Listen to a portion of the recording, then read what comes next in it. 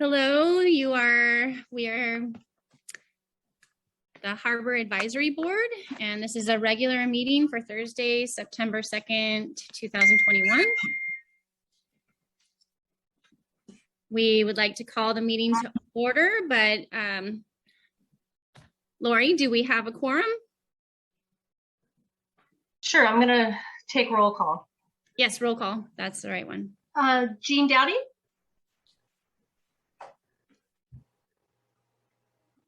Jean, you're on mute.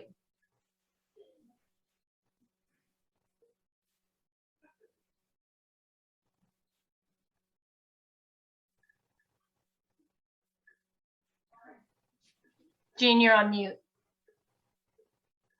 Okay. There you go. Can you hear me now? Yeah, I can hear you. Okay. Lynn Myosin? Yeah, sorry. Lynn Myosin? Cal Myers? Present. Can I pause for one moment? Yes. Mary just texted me and said that she's on as a guest. So Highland, can we move her as a panelist? Yeah, it took a minute to move her over. Okay. All right, continue. Roll call, please. Chris Vale? Present. Mary Witkowski?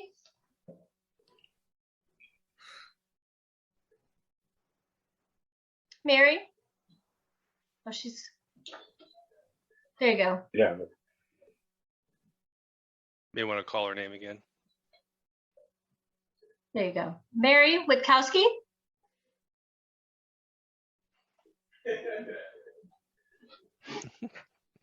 Sharice Hansen? Present. Okay, cool. Okay, I'll take that. Lori French?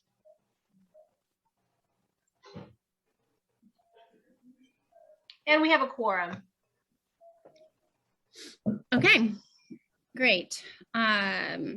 So our next item is a moment of silence.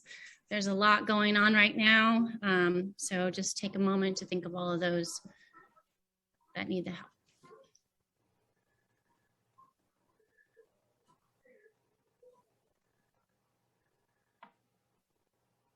All right, thank you. And Cal, can you lead us in the Pledge of Allegiance today? Absolutely. I think we wait for the flag to show up.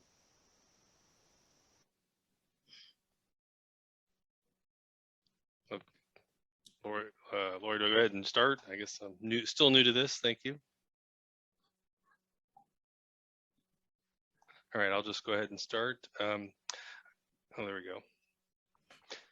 I pledge allegiance to the flag of the United States of America and to the republic for which it stands, one nation under God, indivisible, with with liberty and justice for all. Thank you. Thank you so much. Okay, so now we have board member announcements and presentations, but we have business items that have presentations. Eric, are we doing the presentations now or just as the business item? Presentations, I think we'll take it in normal order. You go through your advisory board, member announcements and whatnot, and then we've got our presentation with Chief Snyder, and then into regular consent and everything else. So. Okay, all right, perfect. All right, so let's start around the room, kind of, with board members. Jean, you logged on first. You get to go first. Do you have any announcements today? If you've been out on the bay, you've noticed how much eelgrass there is floating. There's lots and lots of eelgrass this year. It's good to see it. Make sure that your coming winter time is coming. Make sure your pennant lines are up and running. And besides that, beautiful out there. That's it. All right, wonderful. It is beautiful. This is my favorite time of year, September. It's best weather. Okay. Therese, can I interrupt you? I'm sorry. Yes. Lynn is here now. I've promoted her to panelist. Okay, perfect. Okay, Cal, do you have any announcements today? Yeah, I've actually been pretty busy the last since our last meeting. Two of the topics we will talk about as business item, the marine services and the budget. The two other I wanted to report on is it did an outreach to several of the liveaboards One particular topic that came up is the bathrooms in the Tidelands. They would like to find out what sort of the cleaning schedule is, because it'll be clean for a few days and then dirty for a week and then clean for a day. So I'd like to maybe follow up with Eric and or find out who would be the appropriate person to talk to about that. That seems to be I got some pictures and it gets pretty grody. There's some discussion about who all is using it. And then one of the particular individuals I spoke to had some questions that I think are just unique to him. It's his terms and conditions on the lease. I don't think that's, I want to get him help, but I don't think it's relevant it's not a HAB topic in my opinion. And I traded a couple emails with Eric. I have some follow-up information that hopefully I can just get him in a hold of the right person and he can resolve that, because I don't want to get in the middle of a lease discussion. The second, I don't know, Eric, you have any questions about the bathrooms? I don't know if this is the right venue for that, or. I can get with you offline on that, and Yeah. I can get you the information. You can pass it on to your contact. Yeah. Okay. Yeah. And then the second one is I got an opportunity to speak at length with Sean Green about getting some Cal Poly kids to help us out with some of the topics that come up, specifically some of the planning around the Coleman Park area. With that, Sean had some great ideas. School's just starting, so the timing is right, that if we wanted to reach out to some of those groups, there's several of them that I think would be relevant for civic planning and sort of a landscape design and things along those topics, if it's beautification or use. I know it's been a passion for several of the HAB members. So I think the timing is right. I don't know how it gets structured, but I'm going to go solicit to see if there's interest from those various groups that are getting started. Because like I say, this is the time of year that they're getting all the different groups and projects started. Those are the main two topics that I've reached out on. Like I said, the outreach is something I want to really move forward with, because it's like sort of free work, right? But there is a couple challenges about the coordination of that, but I think that's not insurmountable. That's all I have for right now, Charisse. All right, great, Cal. Thank you so much. All right, Christopher, do you have any? I've got a couple of things. One is, whoever's in charge, would you stop calling me Christopher? Including on the reports and minutes and attendances. I didn't see any of you there. You may have snuck in, but Sunday before last at the Bay Theater, Morro Bay Maritime Museum presented about a 45-minute documentary on the history of the abalone industry. We sold the place out. The documentary was put together by members of the museum and 3 generations of abalone families. The Pierces were there, the Porters were there.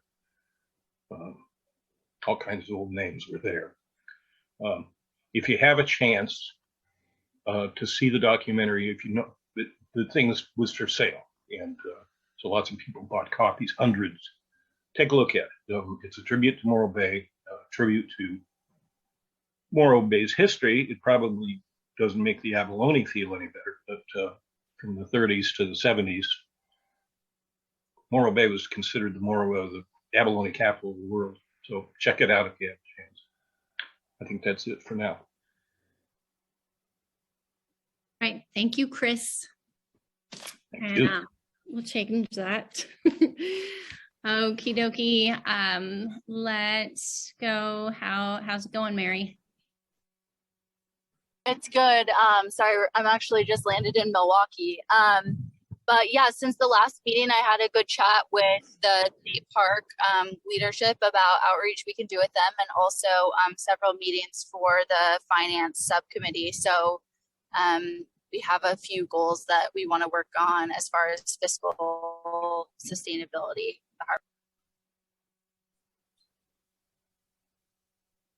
Okie dokie. I think that was, you're all set. And we'll talk more about that during the business item for budget. So next, do we have have Lynn as a, there she is. Lynn, do you have any announcements?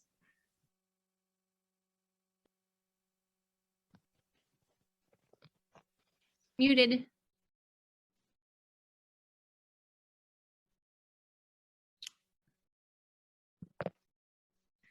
Lynn, you're still muted. There we go. Okay. I'd like to let everybody know that the summer sailing school at the Morro Bay Yacht Club this past summer was a great success. They reached capacity only halfway through and had to close all the classes. We couldn't handle any more. People are calling the club, leaving their names if they are interested in taking sailing lessons next summer. And they also are doing a limited number of individual class training, sailing training classes. So if somebody is interested in having an individual class, they can call the club and we can give them the contact information to set that kind of thing up. So that's it. All right, thank you, Lynn. And I believe I'm the last one on the list. And I know that there's a new business on the Embarcadero. And if you like dessert as much as my family does, it looks exciting. It's called the Dough Connection. They had their ribbon cutting. They're part of the chamber, and they are located behind Poppy's next to Hofbrau on the Embarcadero. And it looks like a fun little thing. It seems like they're trying to stay open later. So let's give them a warm welcome as far as locals go and check out what they got. Everything else we're going to talk about during different business items. And at this time, I would like to give it over to our presentation. And it's Ben Snyder. That's me.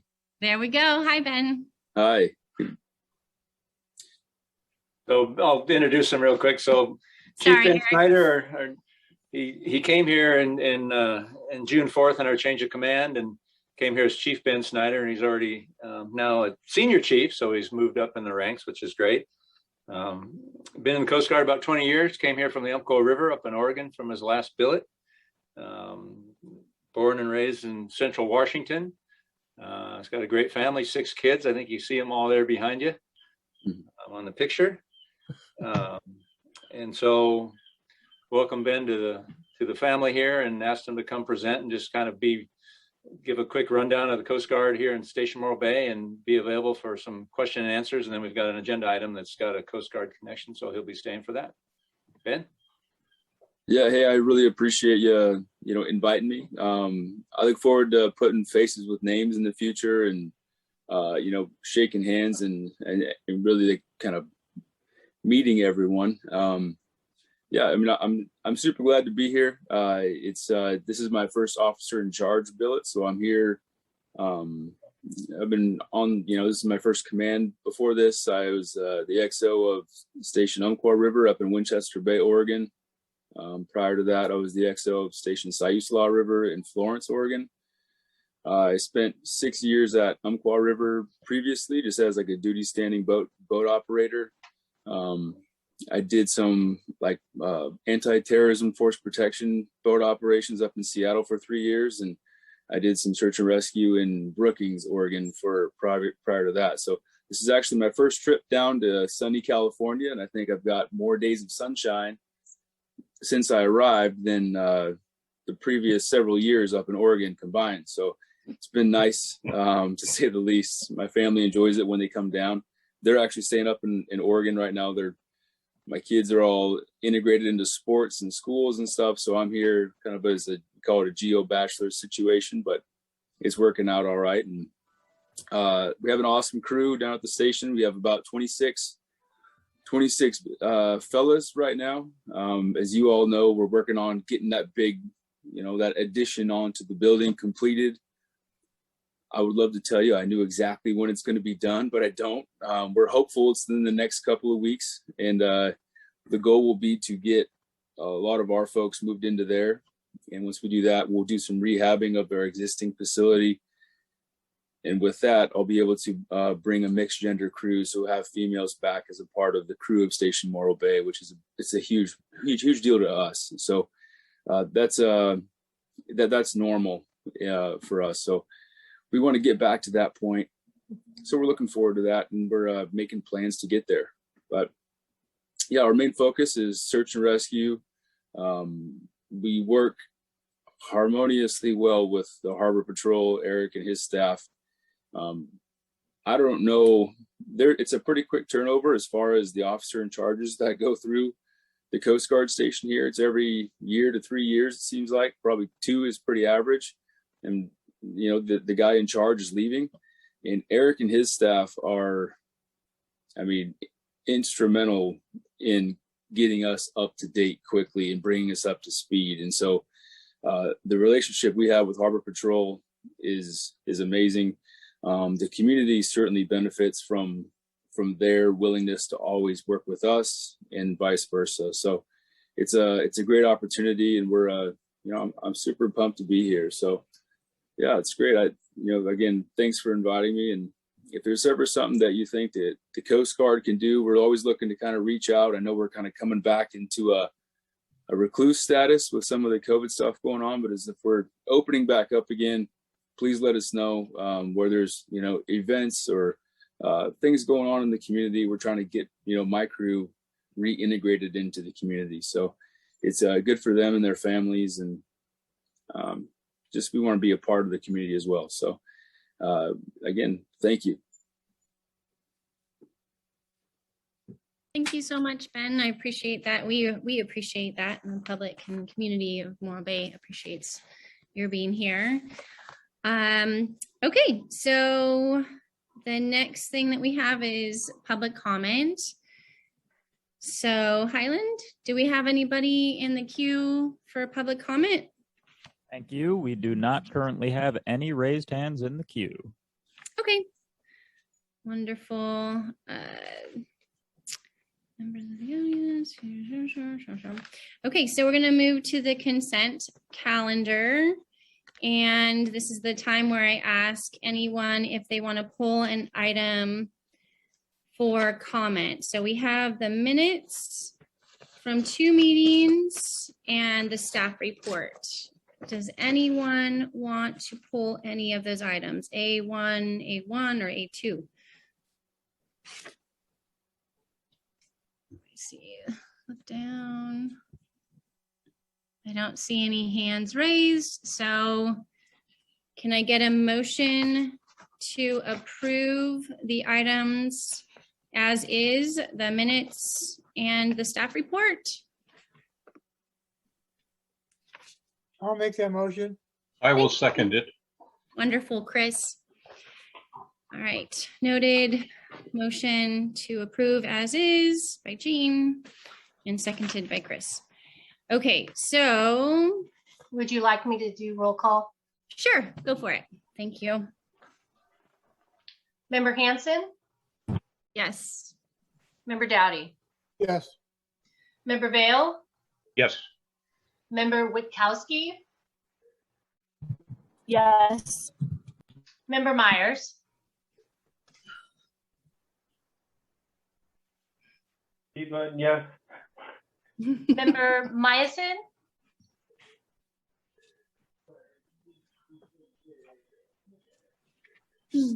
Member Myasin, Abstain, I was not present. and your motion passes. Okay, all right. So next up we have on the agenda, should I ask for public comment on that or no? We're good? No, we still don't have any hands raised, Highland, for public comment on any of the items in the consent calendar. So, okay, so business items. I wanted to say, because we have a couple of people in queue that are going to work on different agenda items. We have B3, so I move that we move B3 to number 1. And if I could do this at the same time, and you'll let me know if I can't or not, can we move item, okay, so move B4 to number 1 item and move B3 to number 2.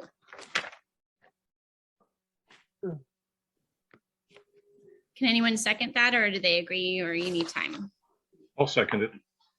I think you just need board consensus to move it. Okay, consensus to move forward. I am. Okay.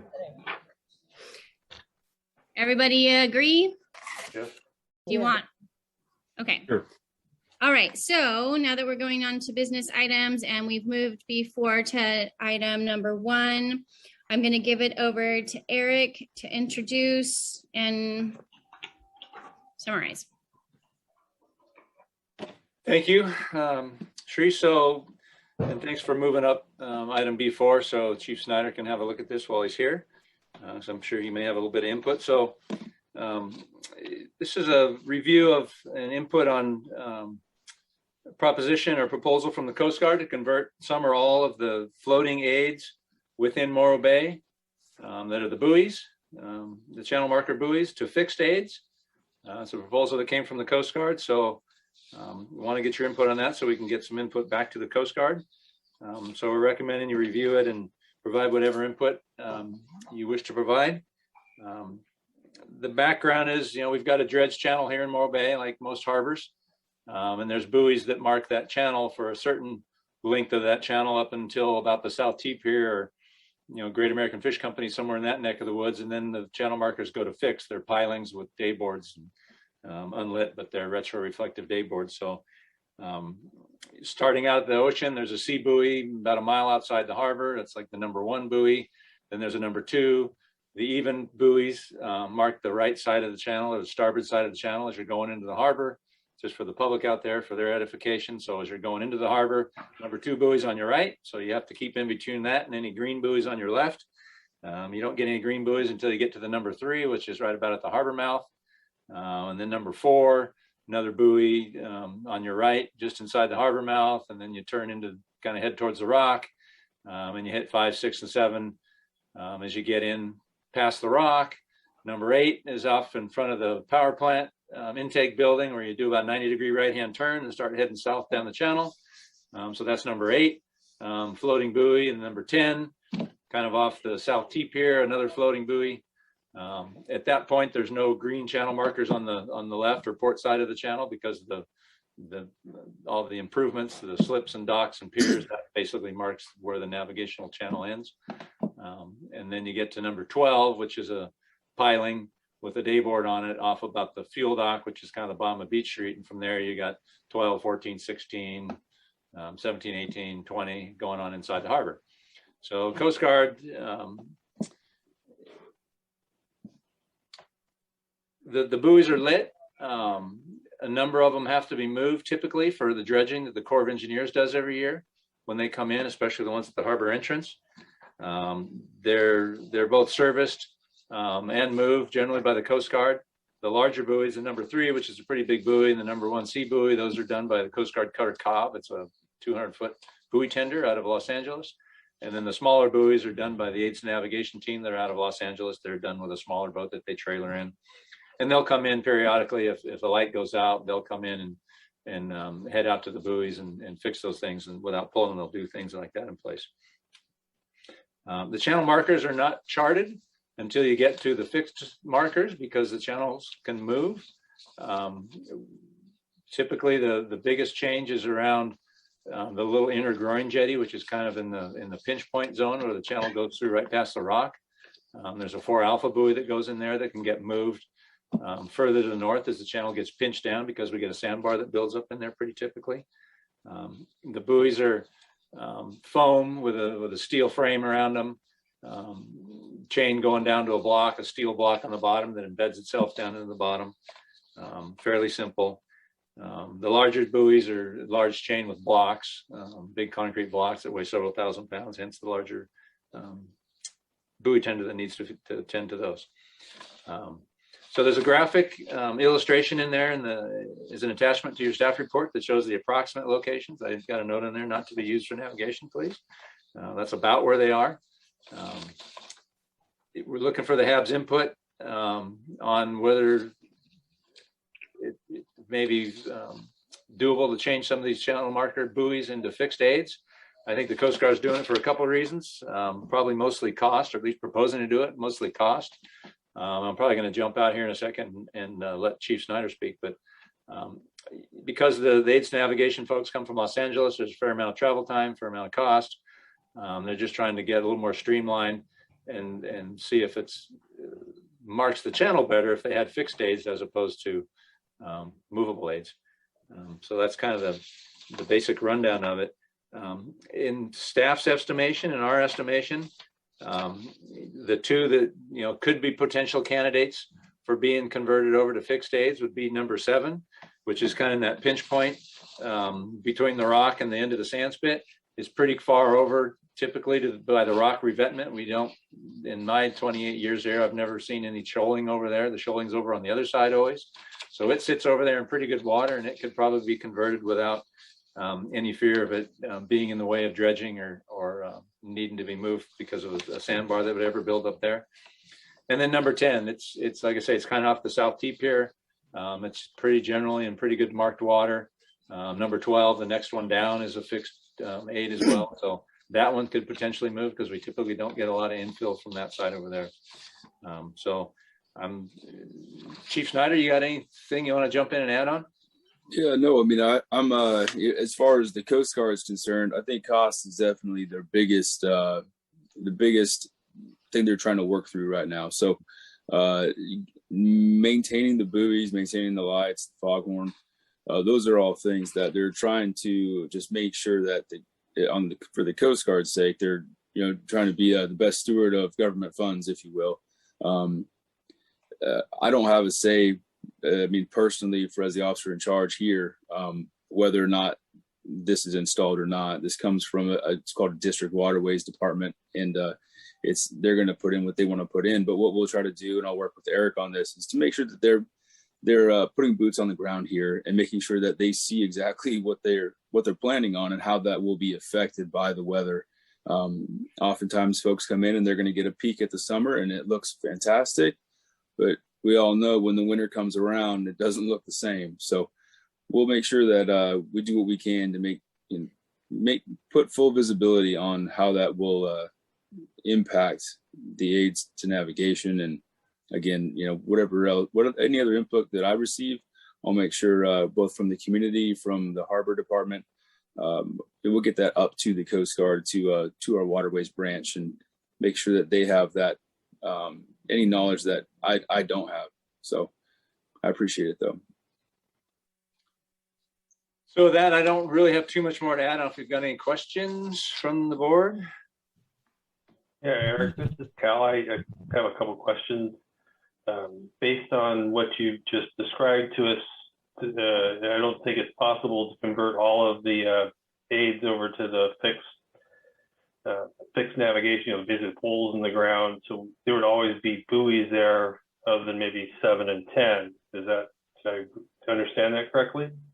Yeah, that's my staff's estimation. Harbor Patrol is the other ones between being. I mean, there's sort of really two main drivers to our thoughts on why they are the way they are. One is ocean energy. If you look at the chart, you got number 1 outside. They're not proposing that one, or number 2, which is outside the harbor. Number 3 and 4 immediately right inside the harbor. If you've seen this place in the wintertime, you're going to have large breaking waves going through there, and sure, a fixed aid will not last. Yeah, that's potentially true of 5 and 4 alpha. It's not large breaking surf, but a lot of current and a lot of movement in through there. 4A, that bar tends to move, and that floating aid typically has to get moved over the course of a year. That bar moves out. So it's not a real great candidate. And all those are in the way of dredging when the annual dredging has to occur. And then number 8, kind of in that corner as you get inside in front of the power plant, that one wouldn't have any problem from an environmental standpoint, but that bar, because it's on the inside of the corner, tends to build up over time. And when the Corps of Engineers comes in here about every 6 to 8 years to do their whole harbor dredging, where they go not just the entrance, but all the way in past to the inn at Morro Bay, that big sandbar that builds in there needs to get dredged out, and that floating aid typically gets removed for that to occur as well, and a fixed aid would be in the way of the dredging. Yeah, okay. So, maybe 1 or 2, but it doesn't seem like it really is going to help the Coast Guard that much. Yeah, that's our kind of feeling on a couple too. Yeah. Potentially. Okay. Which, I mean, there's a savings there, I guess. Sure. It looks like Mary has her hand up. Yeah, the only question that I wanted to ask is just if we know what the potential environmental impact of the switch could be. Just knowing, with my time in the Navy, sometimes the Navy can focus more on like cost savings instead of potential environmental impact, which I know is important to our community. Well, I think Ben's going to jump in, but I think part of the process for them to move this forward includes some degree of environmental impact analysis. Yeah, I mean, I don't want to cut you off, Eric, but that's exactly right. That'll be something where, and especially how it'll impact the dredging and how the dredging impact will affect the harbor and the bay. So both in the entrance as well. So one leads to the next thing, and it's going to be an environmental change for sure. But that'll be something that we want to make sure they're here, that we can highlight those changes, bring things up. But they're going to go through those steps before that it's actually employed. Great, thanks. Ma'am, whoa. This is Lynn. Could I make a comment? Go for it. I'm looking at number 4. Number 4 is generally fairly close to the end of the South Jetty. And if they put a light on the South Jetty, it may suffice to substitute for number 4. As I've gone in and out of the harbor many times, generally people will stay closer to the north end to the number 3 anyway. But you draw a straight line from 6 through A to the end of the South Jetty would seem to me a possibility.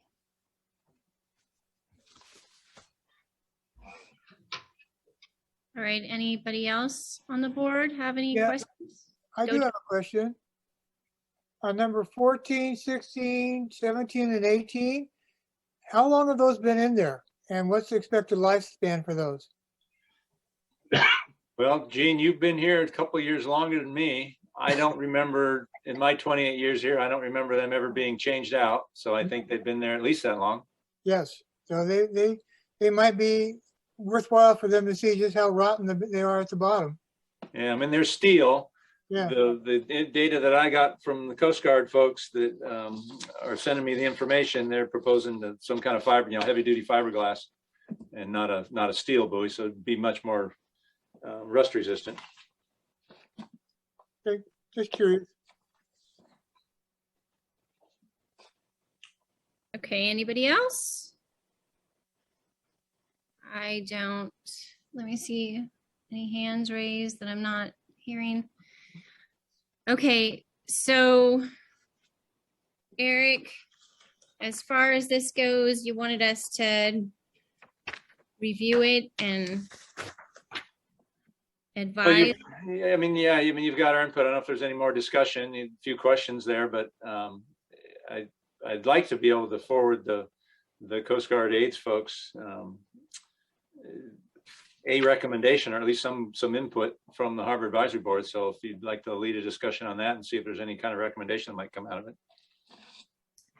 Okay, so we don't have any more questions from the board. Does anybody have any recommendations? I have Lynn, who's requesting that number 4 have a light. And then I have Mary that wants to make sure maybe we can make a recommendation for an environmental impact, and that we are briefed on any issues that come up during the process. And Jean, you were talking about the age of the other ones, but it sounds like the change is still not something that you're concerned about, because it might be a better situation since they're older, right? Does anybody else have anything that they would want to add as far as recommendations for? Clarification. I suggested that number 4 could be eliminated if they substituted a light on the south jetty. Not simply Oh. put a light on number 4. Number 4 has a light. It is a lit buoy. But it is generally very close, reasonably close to the south jetty, to the end of the south jetty, and that they could potentially eliminate number 4, substituting a light on the south jetty, and perhaps moving number 4A a bit more toward the south jetty, although it couldn't go very far because of the shoaling that does happen in that area every year. All right, Ben, do you have any response to that that would answer the marking of lights on the jetties versus the buoys? No, I don't. I mean, that's going to be, and the reason that they're there in the positions they're in, it's always because it's the safest navigable channel to enter the harbor. And so that's always been like, and it can be reevaluated. But that's something that, when the waterways folks come through, that they can evaluate that again. I can't tell you that I know like where or why it's in the exact spot it's in. Just other than like in years past, that's always been like the safe water marker or safest channel to transit through. And that there might be a hazard on the opposite side at some point. Yeah, I think Chief Snyder, I think that's accurate. There used to be a number 2 that's now outside the harbor. It used to be in about the number 4 location. It was a lot bigger buoy. I don't know the exact title, what they were, but it wasn't the little foamies like what's inside the harbor and what 4 is now. And it would, because of its size, it had a lot of windage and a lot of wave action, would take it out every year, and it would get broken off and end up on the beach. So we ended up moving 2 further out. The other reason 2 went outside the harbor, because you're supposed to keep it on your right hand side as you're returning to the harbor. People will be coming from the south, and you draw a straight line course from Point Bouchon into the harbor, and you're running right in front of the south jetty, which can be a bad place to be. So we wanted them, if they're going to take the right buoy, the red buoy number 2 on their starboard side, it would get them outside the harbor a little further before they'd start their run inside the harbor to the harbor entrance. So that's kind of why 2 ended up where it is. And then we needed to get 4 moved up more where 2 was, so that it would continue to mark safe water. And it being a little foamy and not very heavy, it seems to take waves pretty good. It seems to survive bigger than that big giant steel one used to do.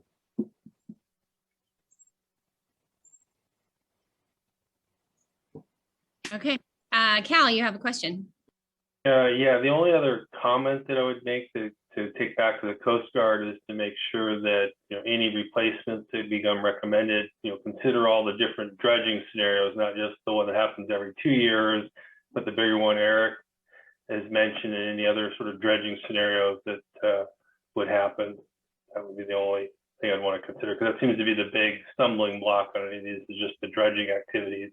Any of the fixed aids could prevent that or make it less effective or more expensive even. That's it. Okay, so Eric, tell me exactly what kind of response. So we had the discussion. Are you looking for a motion to have them move forward with the suggestions and with a couple comments? Chris had a question. Oh, sorry. Thank you. No worries. I've been on the beach a while, but in the old days and in running boats in and out of Morro Bay, red right return was kind of a joke. Being anywhere near the south jetty was a joke. You didn't do it. There are all kinds of conditions and tidal stuff, and certainly wind stuff that'll kick you out of control and on the beach over there. That's my perspective from years ago.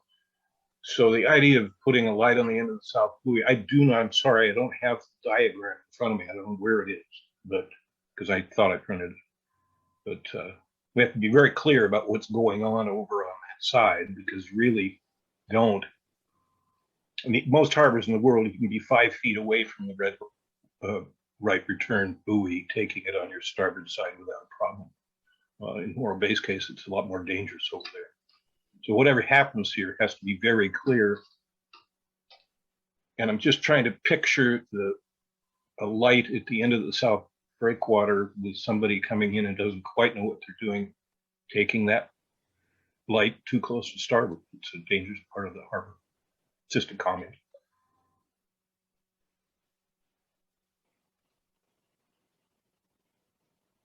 Okay. Was it stunned silence here? Come on. Oh, yeah. Well, this is not my wheelhouse. You guys are better at this part than me. And so I just need a little guidance as far as what kind of motion that anybody wants to make towards this. Do we like it as it is? I would like to move that we support the concept pending further details on placement and materials.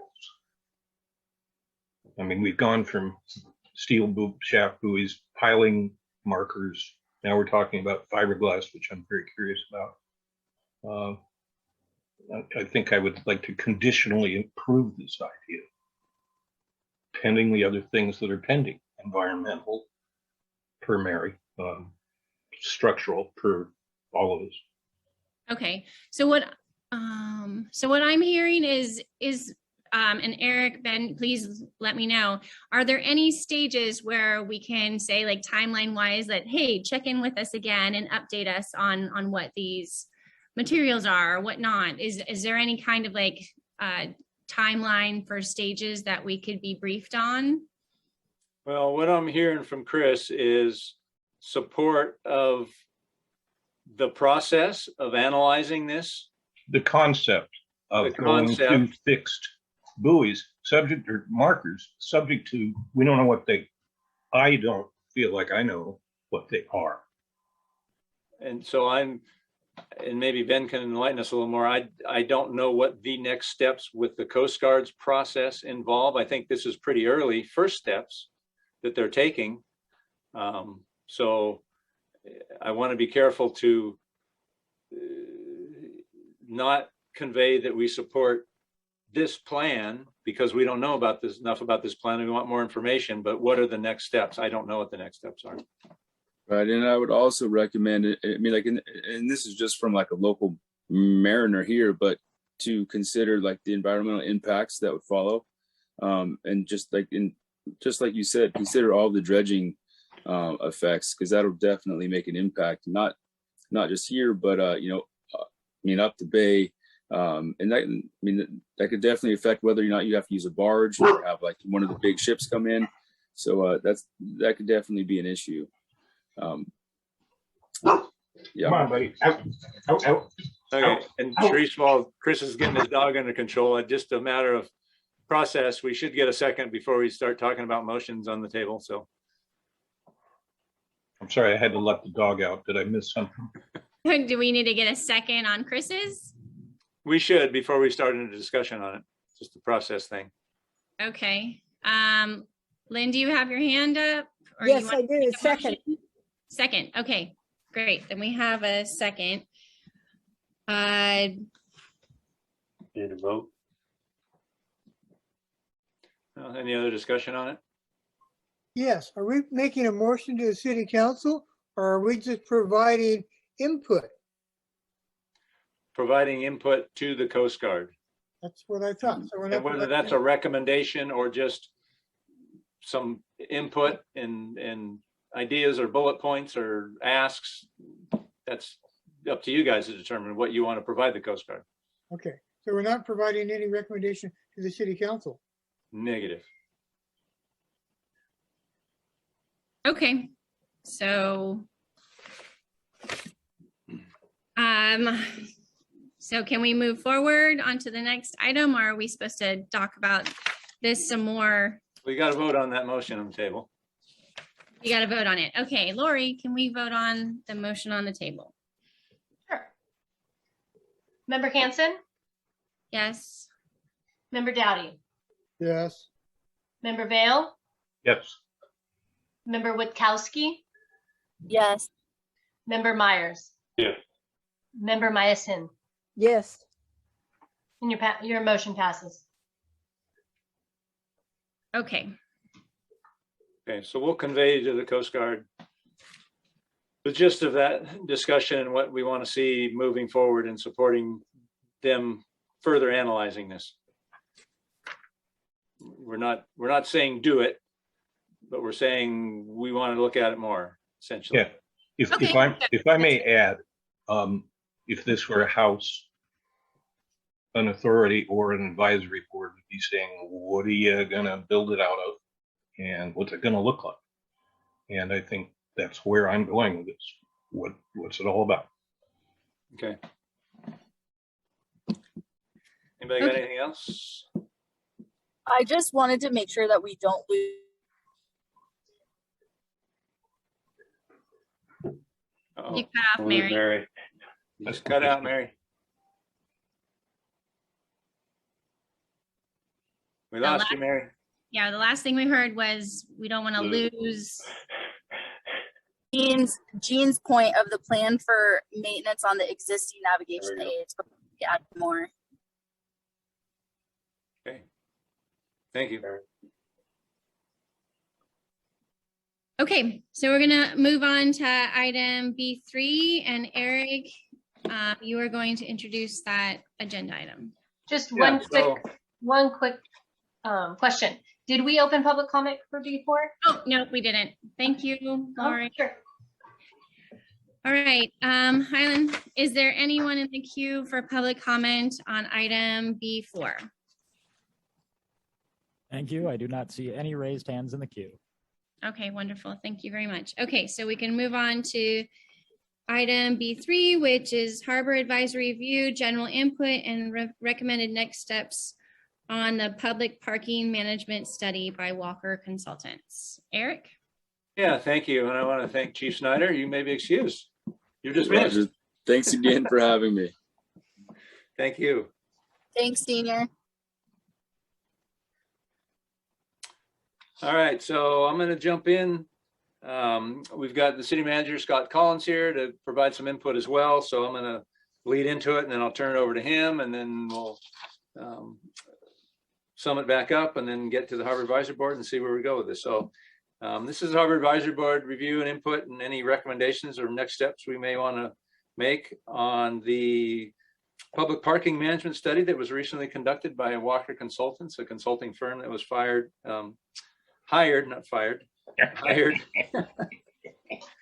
And they did some parking demand study in Morro Bay last year and I think into early this year.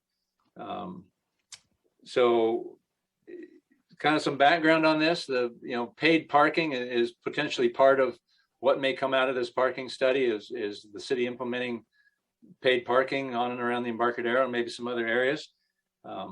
This has been an item off and on the Harbor Advisory Board's agenda for a number of years now and in the City Council as well.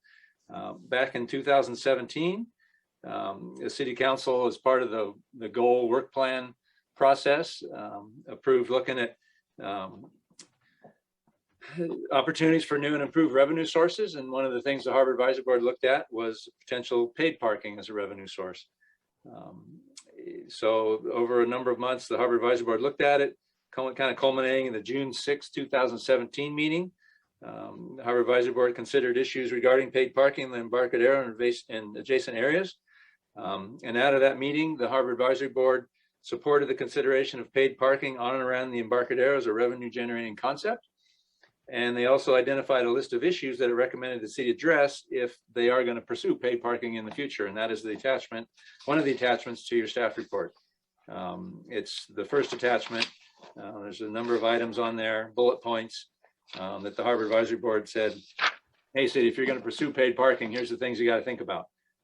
So the Harbor Advisory Board is on record and currently still on record supporting paid parking as a concept, and the list of items that they've moved forward to be considered is still their sort of our standing position. Like I said, most recently we did this paid parking study to look at parking demand on the waterfront. It really is looking at a number of things and what paid parking or parking management can do. Public access is kind of the number one thing.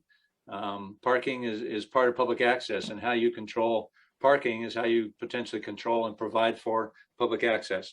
Also, there's always parking limitations and do's and don'ts with parking, so that comes under enforcement. So that's something that gets considered when you're looking at parking management and paid parking potentially. Something else paid parking can do is fund improvements to improve parking lots or do things that you've never done before with funding that becomes available out of paid parking. And kind of the bottom line when it comes to parking, there's kind of a saying that goes around it. It's paid parking, or free parking isn't free.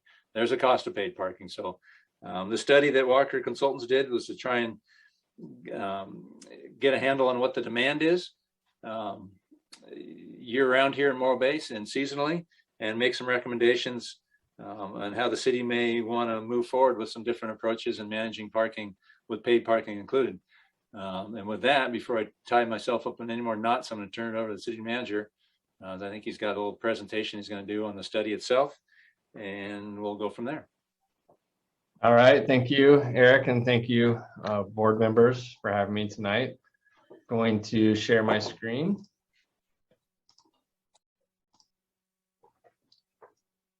All right, can everybody see it, or Eric, can you at least see it? Good, great, got the thumbs up.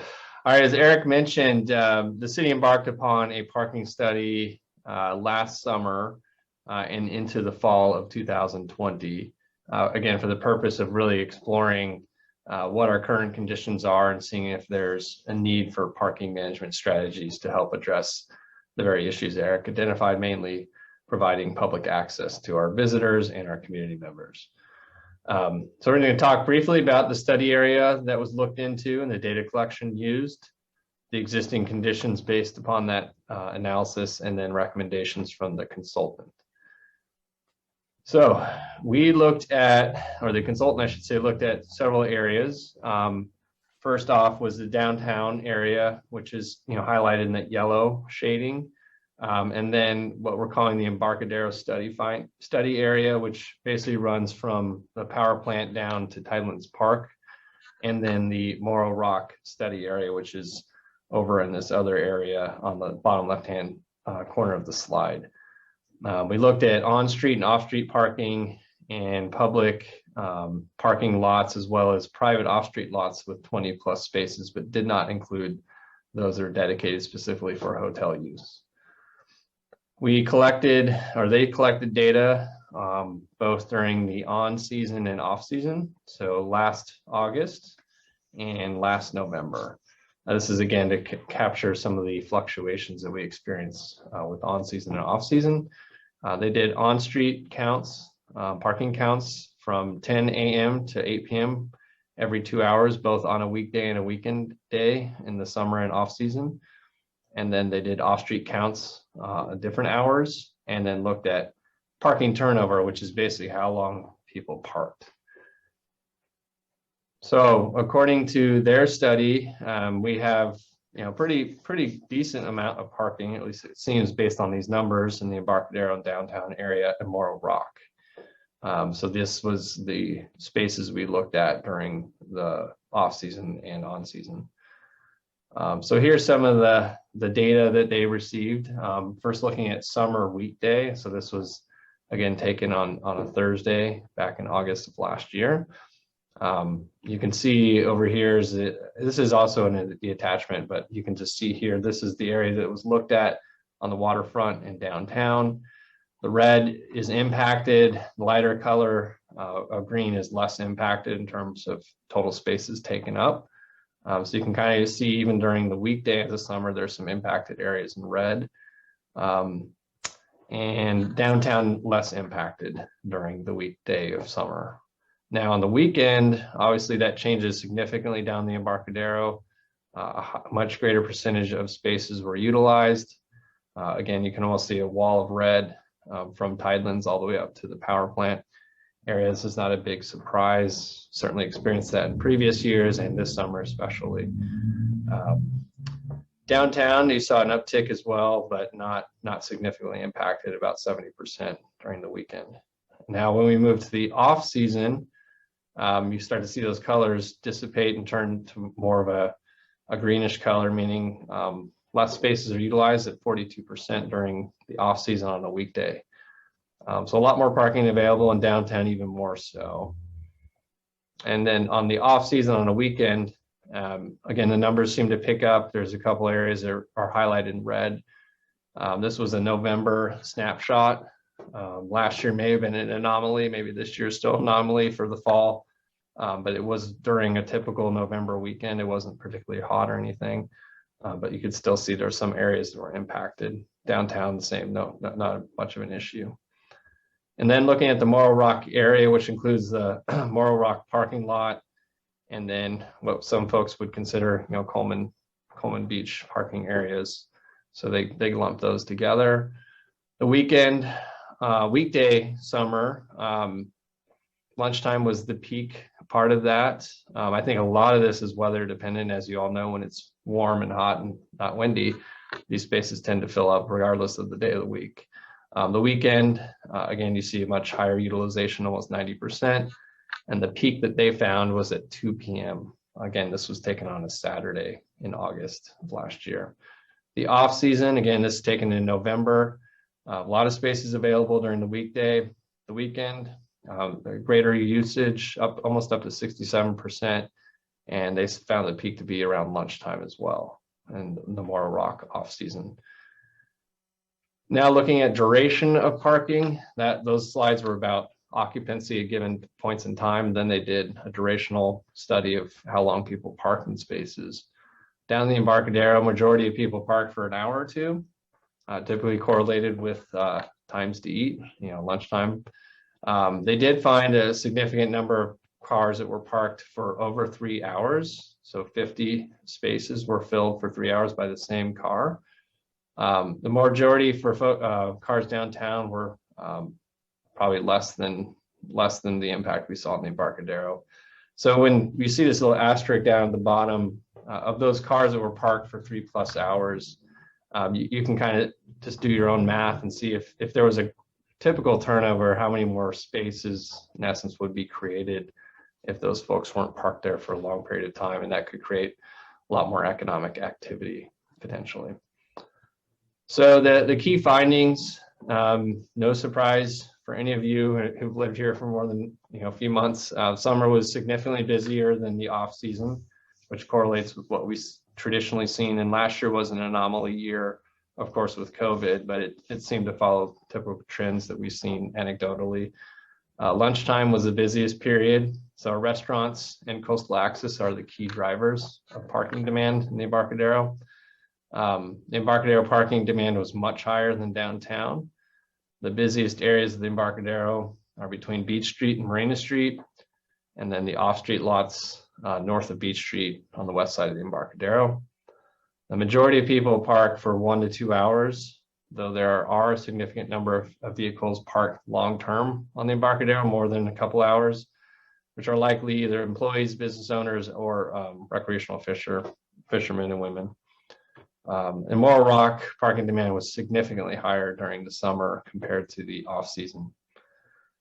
So based on those findings, the consulting firm pulled together recommendations. They did talk with us a bit, but they formulated these on their own based on their own expertise in having conducted these kind of studies all over California and in the coastal zone in California.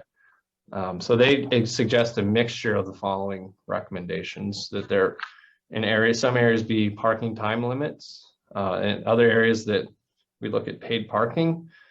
And on their sort of basis of seeing these things play out in other communities, they think there's more success with starting smaller and building out, trying a pilot, for instance, to see how it works and maybe how it doesn't work, and then expand further out, but to start in the core areas where we see significant parking demand issues. The pricing may be dynamic. In other words, it may change depending on the time of day, the time of year, the area, etc. There are a plethora of new technologies related to parking, especially in the era of COVID, where people don't want to touch things. You can pretty much, a lot of cities pay by cell, not have to touch a meter or a pay station. So they recommend considering something along those lines, and maybe have an option to have longer or no time limits and allow people to pay more for staying longer. As far as enforcement is concerned, they recommend using a parking ambassador model of enforcement, which is hospitality and customer service driven. This is not where we're trying to catch people and get them in a gotcha, because that's how you ensure that those folks never come back to visit Morro Bay again. Recommend paid parking at the Morro lot, Rock lot. Fee to pay park at Morro Rock may be based on time of day, year, etc. And of course, considering locals' use of the Rock lot is an important consideration. Fees may go towards things like improvements to the Rock lot itself, maintenance of amenities like the bathrooms, the bike path and the pedestrian path that gets people to and from the Rock and the Embarcadero. If there's sufficient enough revenues, those could be used to invest in the very things that provide access to our community and our visitors. The roadway maintenance in and out of the Morro Rock area, it gets a lot of use, as we all know, especially during heavy traffic periods, and it does need some love and care to continue to provide that access, and parking fees could help pay for that. Some of the general benefits of looking into managing our parking in such a way is you'd have more frequent turnover of prime parking spaces. You'd sort of push folks out who are parking for long periods of time into other areas and using those front and center parking spaces for customers. You'd have increased access to parking because there'd be more turnover, thus more opportunity for people to experience the Embarcadero. Hopefully making it easier to find parking, because a lot of people do spend time trying to find those primo spots, and if everybody's parking for free, it creates a lot of issues and congestion. It could also provide increased coastal access and bring more visitors to Morro Bay. Moving forward, they also had some suggestions, and again, we've probably heard it from folks on this committee and elsewhere, that we need to improve pedestrian access in the waterfront area. We know people come here to walk and to enjoy the scenic views that are offered, and of course, retail and restaurant opportunities, but some of our walkways down in the Embarcadero are pretty cramped, and they suggest looking at ways of helping to improve that. They believe it's important to maintain some free parking areas, and I use the free parking. No parking is free. Somebody has to pay for it somewhere down the line. But nonetheless, if you're going to provide paid parking to help move cars around, you need to consider things for those who need long-term parking, like employees, business owners, recreational fishermen and women, etc. So utilizing some of the current lots and keeping them as free parking is a good idea. For downtown, they think it's important to maintain existing 2-hour time limits and actually enforce that. And yeah, that's the long and short of it. And Eric and I are here to answer any questions you may have. I just want to note that we did, the chamber president, Erica Crawford, myself, did walk through a lot of the businesses down in Embarcadero earlier this summer to share some of the preliminary findings from this study, to get input from them. We also met with the Embarcadero lease management group a couple of weeks ago, shared some of the preliminary findings to get their input. We're going to speak obviously with you tonight, and maybe again, talking with our Public Works Advisory Board and the Planning Commission, and gather all that input to provide to City Council sometime this fall. So with that, I'll turn it over to Eric to conclude the presentation. Thank you, Scott. So thanks, Scott, for giving all that great background. So really what I've asked the Harbor Advisory Board, at least in the staff report, are the 3 bulleted items, A, B, C, and of course that's not the limit, but that's kind of the core of what we're looking for. We anticipate this is going to go to the City Council later this fall for their input and next steps. So we want to give, like Scott said, we want to give them some good information from multiple stakeholders and different directions. So, we're looking for a few things, review of the parking study itself.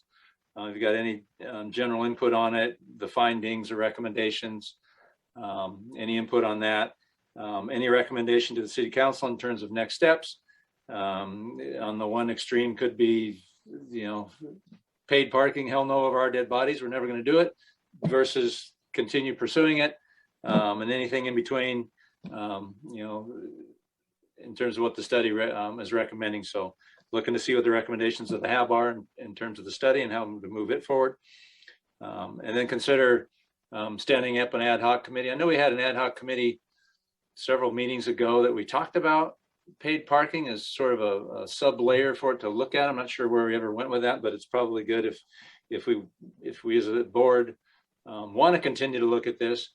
It may be useful to empower an ad hoc committee to really look at this study in depth and other issues and the recommendations the Harbor Advisory Board made back in 2017, and look at all that as a committee more closely to be able to make recommendations to the Harbor Advisory Board and bring that back in October and subsequent meetings to inform the City Council. So that's kind of the basis of what we're looking for tonight. If the council elects to move this thing forward, I'm sure there's going to be more opportunities for the Harbor Advisory Board to look at it. We're going to be looking for a pretty robust public input process. So this isn't going to be our one shot at it. I don't foresee. I see we're going to have several opportunities to have a look at this. And like Scott said, the other advisory bodies will be looking at it as well. So that's kind of the gist of it. The board's got any questions? Okay, so hold on for a second, because I have 3 of you that put your hands up, so I'm going to try and do it in an order. But just to state the process, we're going to just ask questions now, not have a discussion. Then we're going to open it for public comment, and then we're going to have a discussion. So let's keep this to just questions so they can answer for us. And Lynn, you've had your hand raised for a while. Do you have a question about this item, or is there a way that we can take your hand down? Okay, there it goes. So I think Lynn responded by taking her hand down. And then Mary, you had it up during the thing, so I put you as number 2 to ask if you have a question, then Cal right after. Can we do that, Mary? Yeah, cool. My question was based on supply demand that the consultants saw, whether they saw an opportunity for revenue enhancement through.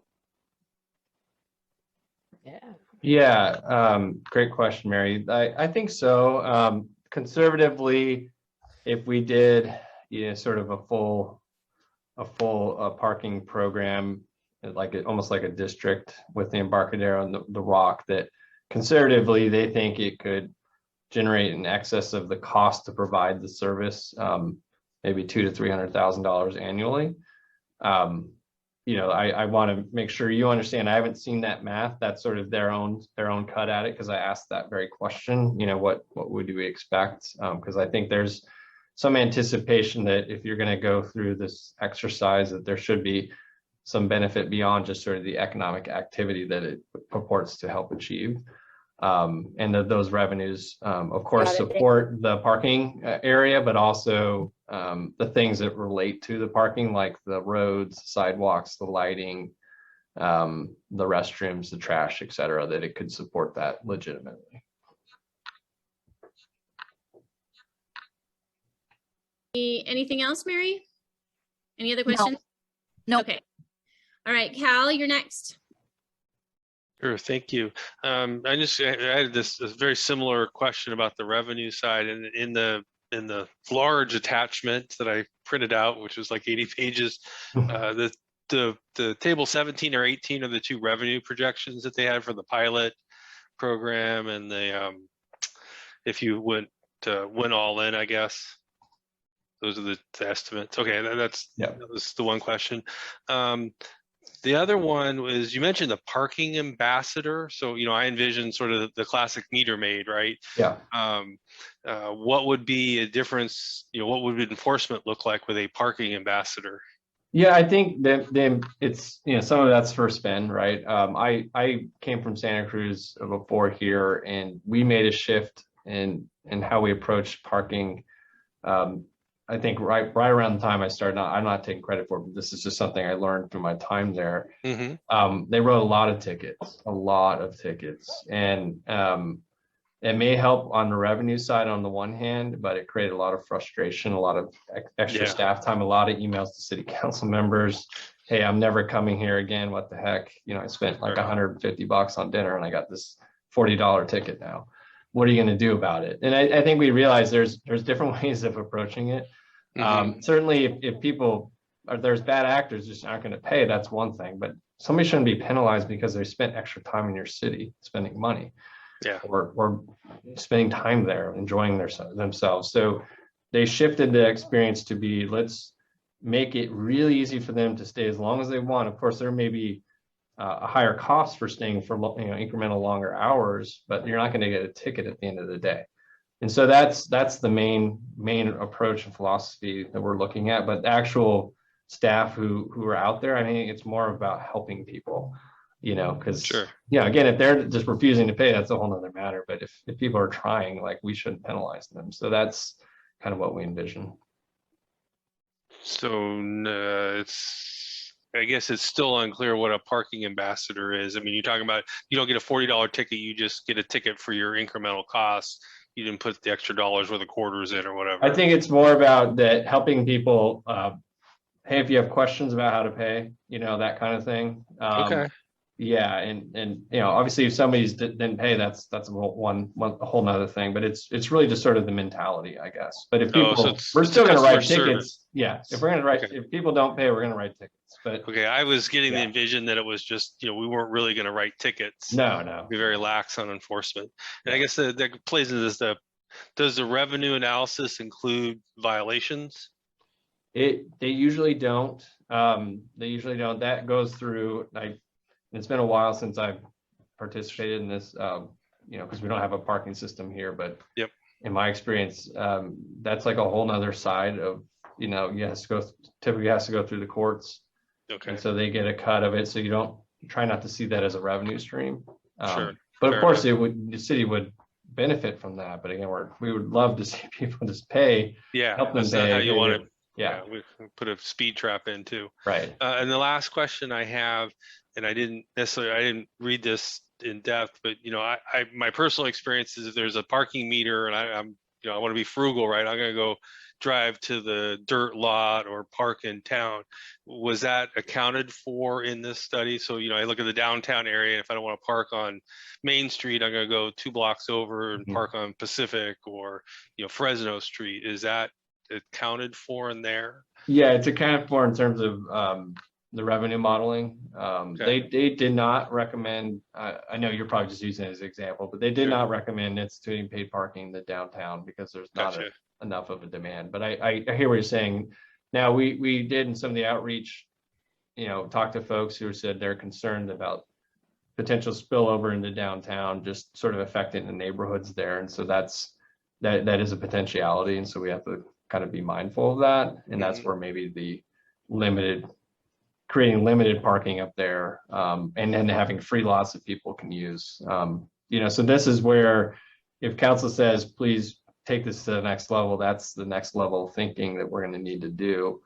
And where folks from this, if there's a subcommittee that can help us with this, and the chamber and the EML group and others will be really helpful. Okay. And that issue, Cal, is one that's on the list of HAB concerns from 2017. Spillover. Yeah, I saw it. Yeah. I was an HOA member back in a past life, and parking was always a hot topic. So, yep. All right. Yeah, that's all I have. Thank you. Okay, thanks, Cal. Okay, so do we have, I don't have any other hands up, but I'm just going to ask for a verbal response from everybody who didn't talk, which would. I have a comment. There we go. Okay. So we'll have discussion after public comment. did you want, or do you have a question for Scott or Eric? Or you can do your comment. Are you talking to me? Yes, I am. No, I think we can wait for after public comment and then. Okay, perfect. So no questions for Scott. Lynn's got her hand up again. Lynn's got her hand up. I don't see. Okay, so Lynn, go for it. Yes, I had a question. Have they looked at what happens to utilization when parking goes from free to being a paid parking scenario? Does usage go up or down? I would assume that it goes down, but it doesn't go down as much as the revenue would justify. That's my assumption. So do they consider that? I don't see anything in this document that addresses that question. Yeah, that's a really good question. And this is where we rely on their expertise in having implemented systems across the state, is that it typically doesn't lead to reduced customers or number of people. It just sort of creates maybe greater efficiency, moves things around where there's turnover where you want to see it, which is right in front of the shops and restaurants, and further away is where you have people parking longer term. So from there, I asked that question. They haven't seen that occur. It's not analyzed here because it's sort of, I don't know how you would do that without doing a pilot to be able to actually prove that, but that's sort of been there. Or if it had been looked at or considered after some other community. Yeah, I think, we can look at the best example we can look at is Paso.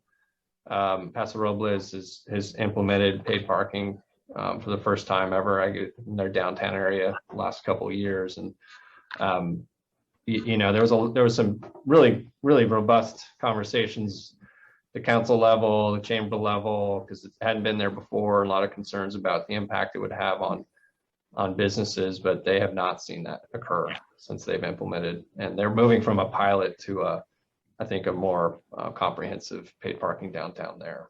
So, but I can ask that question. It's a really good one. Thank you. Mm-hmm. Hey, Cal, you have your hand up again? Oh, you're muted. I have a question. Yeah, I'm sorry. Just Mary got dropped and added back in. Can Highland make sure she's added as a panelist? That's all I have. I'm here. Thanks, Okay, Cal. sure. Okay, great. Jean, you ready? Yeah, who would be writing the parking tickets? Yeah, Gene, good question. I don't have the answer for that yet. It wouldn't be Harbor, it wouldn't be the police department, although maybe they would oversee it, but it would be a whole new program. You would have to either contract with the firm to do it, or you create a new staff to do that. So when they looked at that revenue model, they took into consideration that you would have to create a program staff to actually conduct the program and enforcement. But I would not put this on. I wouldn't expect the Harbor Patrol or the police department to staff to do that. Okay, so we went around the room and I looked for all raised hands. So I'm going to assume that questions from everybody except for me have been answered. I do have a question, which is, Scott, have you ever, I know that it wasn't in this report, but one of the things that was brought up was the fact of a ticket and how negatively that affects the individual that comes up. Have you ever experienced, or could we look into it, a way to give like a couple freebies, so like your first ticket, so we will gather the data of the license plate and they get like a 1 warning, a 2 warning, and then a 3, you have to pay a ticket. Because one of the things that we have a problem with is the enforcement of it. If you don't enforce it, then everybody parks wherever they want because they know that they're not going to get a ticket. So is there a way to give a lot of the people who might be parking, say because they're an employee or whatnot, they get a little, all right, okay, this is happening. I need to move over to the free parking lot.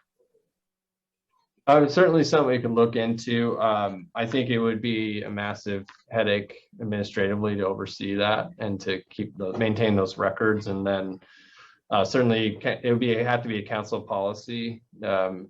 We've sort of used to be in that way of thinking, of just sort of giving warnings. And I think city council in recent history sort of moved away from that because we've experienced that with the illegal RV parking. It was the first violation was just a warning last summer. And so people are like, oh, that's great. How much is the ticket if I do, I don't honor this the next time around? Oh, it's $65. And so the next day we would write them $65 ticket, which is still cheaper than staying at any of the RV parking places. So council sort of is moving back in this direction of, well, as long as it's properly signed, people don't really have an excuse. Now, of course, that's where the ambassador program comes in, because not everybody's going to be savvy with, if it's an online system. So we really need to think through ease of use, because that's a whole nother consideration. But I certainly say we can look into it, but I think it'd be really challenging to implement effectively. All righty. Okay, so I'm going to take this time to open public comment. Highland, do we have anybody in the queue for comment? I see one raised hand from Bob Fowler here. Bob, Hey. been unmuted. Can you hear me now? Yes. And Thank you. I'm with the Embarcadero Master Leaseholders Association, and we'd just like to chime in to make sure that the Embarcadero merchants and so forth have a voice in any committee that might be formed to get through the details of this. Devil's going to be in the details on this in terms of where you're going to implement paid parking, where you're not, where customer or employee parking will take place. We've got a lot of long-term recreational fishermen and those sorts of things. So we, to the extent that a committee is formed to examine this, we'd like to be able to propose that, propose our committee members for that. Thank you. All right, thank you, Bob. Appreciate that comment and that you're with us tonight. Okay, Highland, anyone else? thank you. I do not see any more raised hands in the queue. Okay, so that will begin our discussion portion of the parking agenda. Let me go through the line and start with the discussion. I kind of want to go first, but I think I'm supposed to go last.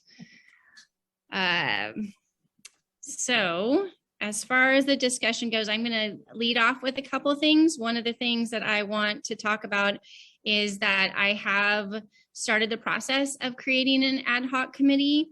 And Scott Collins met with two other people as well as myself to go over the parking management consultant study. And so what I want to tell you guys is that no matter what, if you're against paid parking or for paid parking, parking management is going to happen. We shouldn't even look at it as just paid parking. This is parking management, and whether that requires tickets or a meter or creating a free parking area, this is something that's going to happen. The city council will go over it, but it's something that we need to be concerned about. And so we have created an ad hoc committee, and we are looking for other people who are interested. So anybody who's in the that's listening to this or watching the video later on, please feel free to email us, the HAB, and let us know if you're interested. We want to get community members and possibly employees. We do want to keep it down. I know that the EML, Embarcadero Master Leaseholders Association, I am part of that. And also a couple other people who have talked to me said that they're interested in it too. And so we will be discussing that. One of the things that I wanted to talk about as far as this ad hoc committee, we have this letter that in 2017 they created, and I believe a lot of this study answers a lot of those questions. So anybody who wants to be part of that ad hoc committee, I think one of the first things that we want to do is go back with our predecessors and what it is that was part of the HAB that they really wanted to see answered.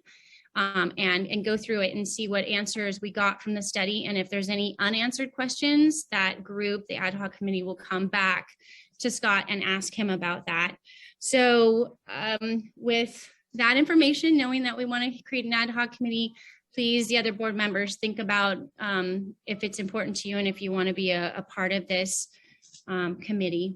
So with that, I'm going to start with the two people who were on our working group that we started, and the working group was titled Paid Parking and Aquarium, and that was Jean and Lynn. So Jean, would you like to start the discussion, or you have anything that you want to bring forth? The only comments I have right now would be parking at the Rock itself. It needs to be open to the local people. I don't see a gate in the way there. I know at some point you were talking about having a kiosk with a gate that opens up at a certain time. A lot of the surfers and the people who just go into early mornings for walking on the sand spit, that would not work out. And then some kind of pass or a yearly permit. And if you have one or two cars, how do you accomplish that?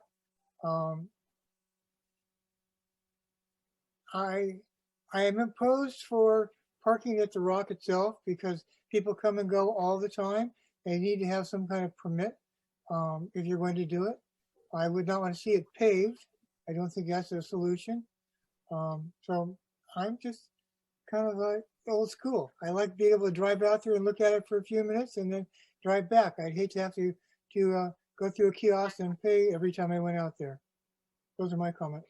That's a really good point, Gene, and that we've heard similar perspectives from surfers and non-surfers alike, and that's really good input. I think there's a lot of ways that if this was something that other groups supported and council supported overall, that I don't necessarily envision like a gate going down. That's just more infrastructure to maintain that we can't afford. But thinking about when, if and when it would start, in other words, would it be at 10 a.m., 11 a.m.? Would there be like the first half hour free for the people who really just want to come and look at the ocean and leave?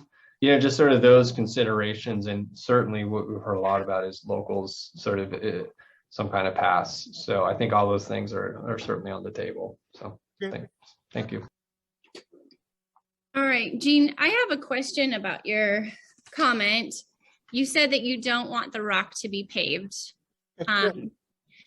How come? I'm wondering. Well, if you pave it, you're going to pave it with asphalt. And then when it rains, all that oil is going to go back into the ocean. I'm glad I asked that question. That's good. I didn't think about it from that perspective. So that is great to know.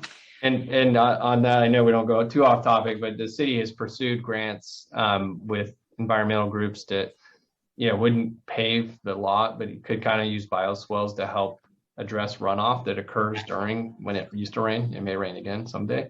That helps so that we don't have these giant, massive potholes, but also kind of beautifies the rock lot itself.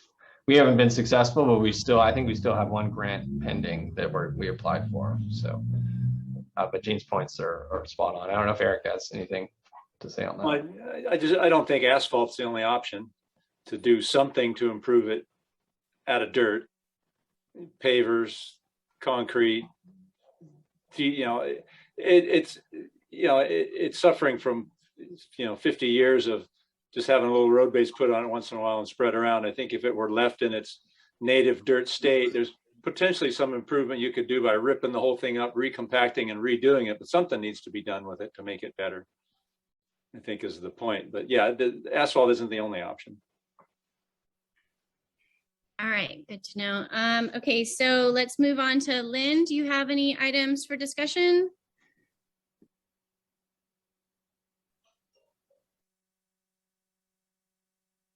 No, I do not at the present time. Okay, thanks, Lynn. Okay, let's go down my little windows. Chris. Hi. Okay, couple things. First of all, there's reference in the report to the unimproved end of the triangle lot as potential for free parking, which it is now. But in addition to picking up dog poop from the campers down there and parking our own Maritime Museum cars down there, if we keep using that as an overflow parking lot, that means that the campers can't get in or out because the cars end up blocking the big campers' access and egress. And that's just food for thought on one of these things that jumped out of the Walker report. They're still looking at something we can do with that, as though the museum and the boat storage and the camping didn't exist, and they do exist. Now, as far as parking, I'm all for it. I pull a couple of shifts at the museum a week. I hang out on the waterfront. I'm not exaggerating. Almost every day somebody says, can I leave my car here while I go over to get fish and chips? Who do I pay? Is it free parking? Our guests from out of town expect it. They're ready to pay. So I'm all for it. But one thing I want to stress is I noticed in the report, and we all do this, we go, what's the greatest I can do? How high can I really jump? How much money can I really make? Maybe if we back off just a little bit and charge where we can and it's logical, and charge in the correct amount, maybe we don't have to charge everywhere for everything. We don't know that. In other words, maybe the Rock is free. Maybe the Embarcadero on weekdays are free. Maybe this, maybe that. Instead of going for the knockout punch, trying to hit a home run, make the city a decent amount of money, or wherever the money goes for the city, without, radically changing things. Hence the pilot program and all of that. But I just think it's a perspective. Not sure we need to go for $250,000 right off the bat. And especially because what it's going to do, I hang out down at a retail place and a retail wine place. I work there once in a while. And the owners of one of those companies went to the meeting you guys had a couple of weeks ago, and they came back saying, we're going to close our store after dark, walk down the Embarcadero to find our cars in the remote parking lot with our cash bag in our purse. There's a lot to consider here for that, and that therefore goes to owners and employees. And I would say, I'm going to go tomorrow and talk to people from the Maritime Museum, not me, because I think somebody from the Maritime Museum down that part of the world should be part of your committee. That's what I have to say. Chris, to answer your first point, I think we've always looked at the boat parking and the RV as sort of an intermittent use in there. Let's make some money in there and put the parking lot to use until we can find a better and higher use for it. Being an alternative to parking management, being a true public parking lot, whether it's paid or not, or whether we do paid anywhere else, yet to be seen. But I think that lot is always going to be looked at as a parking lot for vehicles in the long term. And what we've got in there now is transient. So we're not going to displace that or keep that from happening. I think that's always been our view. Okay. Right. And while supporting the museum. Yeah, because the city's got the plan to support, we've got the agreement with the museum that's long-term and that build out to its final size and shape is yet to be seen. And so we know we were trying to support that too. So that has to fit in there as well. Good to know. Thanks. Okie dokie. So let's roll down. I have Lynn next. Did we already? No, we didn't do Lynn. you have any parking discussion? No, Okay, thank you, Lynn. Now, Cal? Not at this time, thank you. None at this time. Okay, and then Mary. Nope, nothing that hasn't been said already. Thanks. Okay, so that leaves me. And let's see, so I have a bunch. Okay, so one of the things that I noticed that I was really surprised about in the study is that I thought it was a low percentage overall of the license plates that were remaining parked after 4 hours. It went down considerably. I think it was like 1% for after 8 hours, and that really surprises me. You said 50 in your thing, but but that was for like after 2 hours.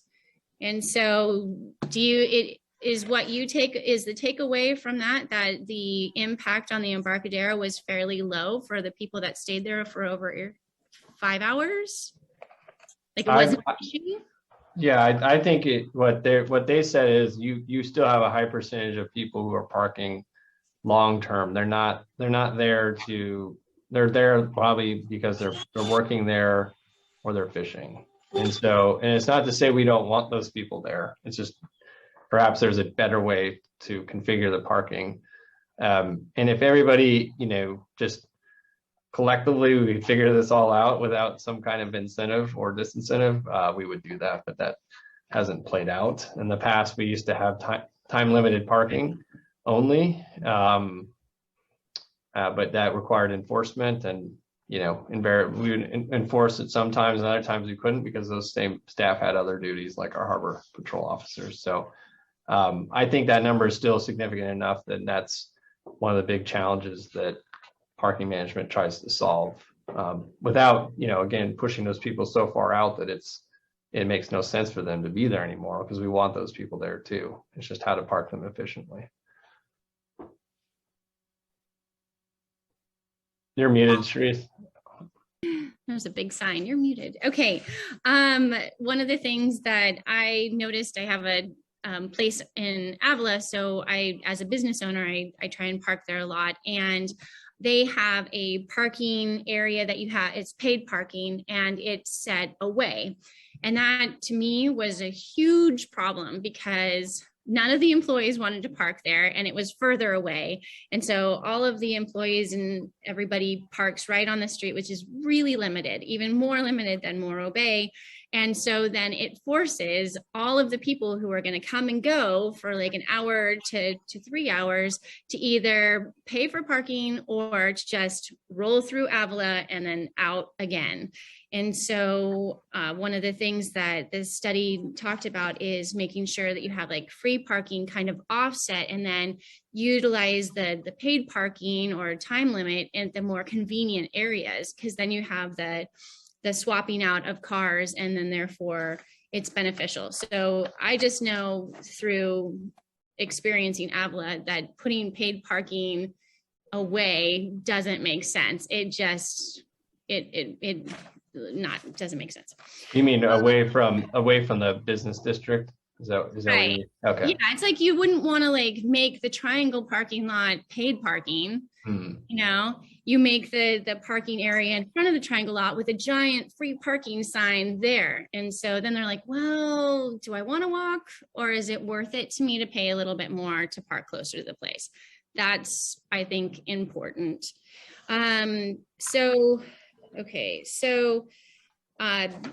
Looking through all the questions that we had in 2017, like I said, I believe that a lot of these questions have been answered through the study, but it's not something that I want to do at this meeting right now. And so that's something that I want to create with the Ad Hoc Committee. Eric or Lori, are we going to can we form an Ad Hoc Committee right now? You can. And one of my questions is, you mentioned earlier you're involved with a committee looking at this. Are you foreseeing that committee doing its own thing and we've got an ad hoc committee here at the HAB, or does it make sense to blend them together? I'm not sure what your other committee is and who it consists of. Right. Well, it was just a preliminary meeting to meet with Scott, for myself and for some other people that have approached me and they were concerned about it. And so I just knew that they represented a couple different parts and things can change from here on out. But I do believe that the two people who were interested in talking to me about it would be eventually a part of this ad hoc committee if we were to create it right now. Okay, so yeah, so an ad hoc committee here of the HAB will be here to do the HAB's business, to be working for the HAB. Ad hoc, as we've explained previously, it's not a subcommittee of just HAB members, it's ad hoc so that we can bring in other members of the public. And it sounds like those are the folks you've got interested in doing it. So yeah, we can, I mean, that's one of my asks is, do we want to empower an ad hoc committee and figure out who's going to be on it from the Harbor Advisory Board? And then we can bring in members as we see fit as the committee rolls forward. So yeah, absolutely. You can take that right now if you want, or whenever. Okay, perfect. So then I want to ask any other people on the board if they would like to be part of this ad hoc committee. And then once we decide who wants to be part of this committee, then we'll discuss a comment that we got or a correspondence that we received from EML, so we can talk about adding them and letting them know that their voices will be heard, especially with public comment with Bob Fowler. So do I have any hands raised as far as board members wanting to be part of an ad hoc committee based on parking management? Chris Vail does want to be part of the committee. Therese, just one point of note, we do anticipate taking this to council in October, probably the end of October, which would allow for the HAB to discuss this again. So I would suggest that there at least be a consideration if there's general support or not support for the recommendations here as part of the first work of this ad hoc group. In other words, come back to the HAB in a month and say, we thumbs up, thumbs down. And that's not the end of your participation, because if council says, well, send us back, it's not ready, this subcommittee can help work on it. Or if they say, we like this idea, now we need to explore the details further, this subcommittee can help. Does that make sense? Yes. Okay. Yes. My question is, so it's perfectly fine, even though we haven't been given it from the city council to work on this as a goal, we can still meet as an ad hoc and say that we want to move forward and this committee has been created, correct? Yes, this has been a goal for the city for the last 4 years. So you're in good shape. We're good. Okay. Yeah. All right. So we can create an ad hoc without doing something that we haven't been asked. Okay. All right. So are you talking about, by the way, Paul and Bob and you being on the committee? And you're Fowler? No, well, first we want to create who's going to be on it from the HAB. Okay. And you said that you wanted to. I definitely want to be a part of it. And I haven't got anybody else. Let me look if there's any other hands raised. For Sharisa, if you need an extra set of hands, I'd be more than happy to help. Okie dokie. Let's Three see. is the most we can have. Okay. Unless somebody else has a passion for it. All right. Doesn't sound like Lynn, can I get your response if you are okay moving forward without being part of this ad hoc committee based on the fact that you were on the working group? I agree. Continue forward. Okay, thank you, Lynn. And Jean, are you wanting to be a part of this ad hoc committee? Not at this time. What was that? Sorry. Not at this time. Okay. All right, thank you. Okay, so I accept Cal and Chris being part of this ad hoc committee, and I want to include myself. I don't think we need a chair at this time unless Eric, Lori, I need to do that, establish that. I'm gonna look at the bylaws because we need a vote on this. May be desirable for majority of the advisory body to appoint a subcommittee to address a particular issue. Yeah, I would recommend you vote on it and maybe pick a chair, vote on who can be chair. Okay, so should we vote on adding all three of us into the ad hoc committee first, or should we vote on who's the chair and then I think you can do it at the same time if you want. do it at the same time? Okay, so Cal, Chris, any requests for a chair? Yeah, I nominate Cal. He's got nothing else to do. Sure, why not? Okie doke. So let's, Chris, since you started that, you want to make the motion to create the ad hoc committee with yourself, Cal, and myself as members, and Cal as the chair. So moved. I will second that. Okay, so we've created it. Do I need to do anything else before another little discussion about this ad hoc committee? I need to vote on it. Okay. Lori. Okay. Member Hanson, Yes. Member Dowdy, Yes. Member Vale, Yes. Member Witkowski, Yes. Member Myers, Yes. Member Meissen, Yes. and your motion passes. Okay.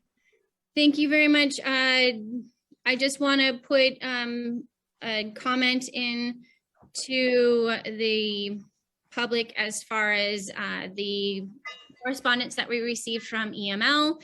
I want to let them know that as far as them getting together and deciding who it is that they want to represent and whatever different parts, because they were talking about how different parts of the Embarcadero have different needs, and so therefore they want a representative from each one of those.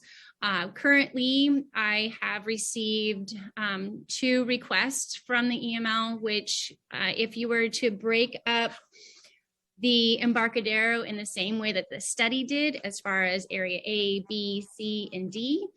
Currently, I have area A, B, and C included in this ad hoc committee. So we're just requiring somebody from area D. And if the EML wants to get back to me, I am more than willing to accept one more person if they want to, or to listen to whatever it is that they want to do as far as the different representatives. So on that note, do we need to open public comment again, or? No, you already covered that. Okay, so, and we voted and we finished discussion. So we can move on to item B1. Is that correct? That's all you want to do on this item. Is there anything else that we want to do? I mean, I'm assuming by establishing an ad hoc committee, we're supporting the motion of moving forward and looking at this study further to pursue parking management, which includes paid parking. Okay, yes. Do we want to make a motion that we continue to research? I don't think you need to do that. I think that would be your October meeting. I think Okay. that's implied in the creation of this this ad hoc group. Okay. But the expectation, Tracy, again, would be that you would come back in October with an initial thumbs up, thumbs down on, or an input on the study itself. Okay. All right. So I believe that we have concluded item B3. And thank you, Scott, for hanging out with us again. Always enjoy it. Thank you so much, everyone. All right. Bye-bye. Okay, so moving forward on to item B1, that is the update from Marine Services and Ad Hoc Committee and on their recent activities. So we have a chair. Do we have a chair for that, correct? Is it Chris? Yep. Yes. Chris, do you still want me to go first and you chime in, sir? Like No, I'm going to go first and then you Okay. can chime in. Okay, perfect. All right. Well, there's traction. We're getting someplace. Cal and I have met several times. We also met with Ron Reisner and with Dana McClish. Dana was kind enough to furnish us with his back file. It's about 3 inches thick, somewhat a chronology of his efforts, or the HAB board's efforts, or the committee's efforts, in terms of reconciling how to put a boatyard together. I've also spoken with Bruce Marshall, who did the Marshall Plan in 1998. He's moved back to town. He grew up here, a Morro Bay kid, Cal Poly kid. His mother died on August 20th, and so I've left him alone, barely 2 weeks now. And but he is willing to come on board. He's willing to revitalize his study that he did in '98. He's a pro at the boatyard stuff. And so we've had these discussions, and in a sense, I came on the board to get on the boatyard thing or the marine services thing under the guidance of Dana, who had been after it, on it for so long. So when he resigned, it's taken me a while to get caught up with where, a leader might have taken me sooner. But I think we're very close to getting there. And also Cal is an asset. Anything we can use him for, do it. I grew up in boatyards. He didn't, but he's better with numbers. He's better with a lot of things. And so we welcome his participation. And he's got some notes from our meetings to present, and I'll turn it over to him. Go ahead, Cal. Sure. Thank you, Chris. Yeah, so like I say, we've looked over the 3 inches of paperwork that was provided from past studies, both from '98 and the most recent in 2014. What's super interesting is a lot of the legwork has been done, some feasibility studies. The one thing that I noticed straight away is the environment has changed quite a bit in the meantime, and it's primarily, there is some potential opportunity with the power plant shutting down that, there's the intake building, travel lift, things like that, which wasn't an option in those previous studies. Just informally, I've talked to the people in Santa Cruz. Their DIY harbor has an interesting backstory. So we're pretty excited about it. I think our biggest challenge is going to be, getting city council to say this is something they really want to pursue, because it is a significant investment to get that up and going. It's about $4 million, based on, back of the napkin kind of figure. And you would need, about 2 acres at least of dirt to pull that off. And again, it would be some object there on the waterfront that would be sort of, I don't want to say eyesore, but it'd definitely be an industrial look. And again, the power plant area looks attractive. Of course, it isn't ours, but with all the work going on with the battery storage and other clean energy pieces of it, it feels like a good idea. I'm going to pause there for a minute. I know, Eric, you have some passion for that as well. No, I'm not sure about the passion part. Well, history, if nothing else. No, it's there's been a long history of it. Glad to see Bruce Marshall. He did the study back in the 1990s on it when we were looking at it down the dirt road. So he'll provide some good input, hopefully. I guess we'll see what invigoration happens and see what can be found, if anything, on this. Yeah, because the other interesting thing, especially with the triangle lot with the boat storage, that seems to be a key piece to sort of level out the revenue. And that was one of the things in talking to the Santa Cruz harbor. They've got, they don't have the dirt, so they've only, they have a very haul in, haul out, they're cash neutral, little cash positive, but the longer you keep it there, the more expensive it gets because they want, people in and out in 2 or 3 weeks. And I think I think the 98 plan, in particular, Marshall study had, a significant amount of storage, which it would even out the revenue a little bit more. The traffic control, the waterside infrastructure is it's going to be the tough sell along with any of the buildings. Also, there's some possibility of synergy, and actually Santa Cruz did this with some RV repair, and it was an RV owner, with the one place in town shutting down there on Main Street. There's no place here to get your RV fixed, really. I mean, there's some mobile services. And again, I don't know the exact relationship with the Vistra Energy, but like I say, it seems like there's opportunities there to get some, concessions, especially the north side of the plant. It looks, that if you look at the satellite picture of the intake building to the north parking lot there, that looks like the premier place, especially if the building and stacks get torn down. Because you'd want to repurpose that acreage to some sort of brownfield usage, and boat repair and all the infrastructure that would go with that. It would be an excellent brownfield type of project for that area. You're not going to grow crops or put houses there for sure. And that was it. Again, it was great to catch up and get input from Dana and Ron. They had a lot of history and a lot of stories to tell, a lot of color. Chris, that's pretty much all my notes. Anything else that you wanted to add to that? Yeah, I'll add a couple of things. Ron and Dana and Bruce are part of the Ad Hoc Committee. They've committed to that. So it's not that we met with them once. We're going to continue meeting with them. And on the subject, just briefly, of marine services. Years ago, we had Joe, and then later Jody Giannini's, what's that static? Giannini's store. We had Orvis Stacy's Marine Diesel Mechanics. We had Robert Richard, Diesel Mechanic. We've had Don, the outboard guy. We've had various marine services vendors, all of which went somewhere else for economic reasons. The fishing fleet got smaller. Stacy moved his business up north. Robert Richard went to work for me in Morro Bay or in San Francisco, etc.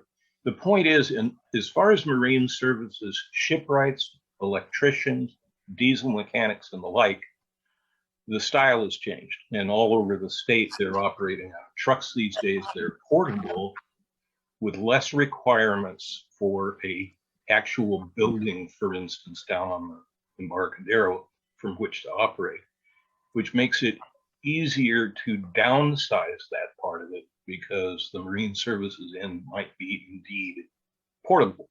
And so we're looking at that as well. And that's it for today.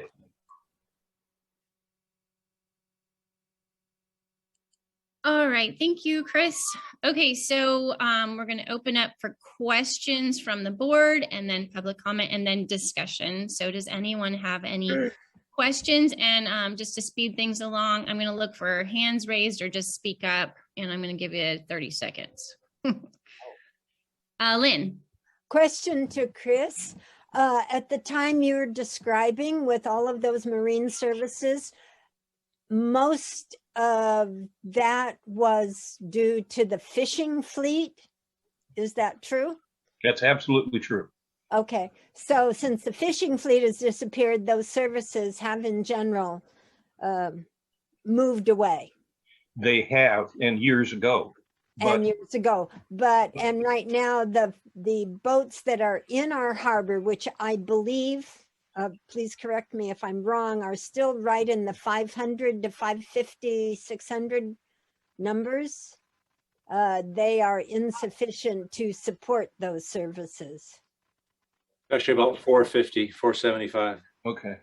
So it's down over the last few years. Yes, it is. But it's also, and if you were to talk to Dana about this, he would start with it. He is seeing an uptick in yacht club members and people wanting to bring their boats, people inquiring about moorings, people moving here. It's not as though we're growing, but it's as though as some people move on for one reason or another, they're being replaced by folks that seem to have, according to several sources, more money and boats, or the desire to have boats here. And so it's kind of, if we were to put a boatyard together, it would attract people, and it would attract marine services people.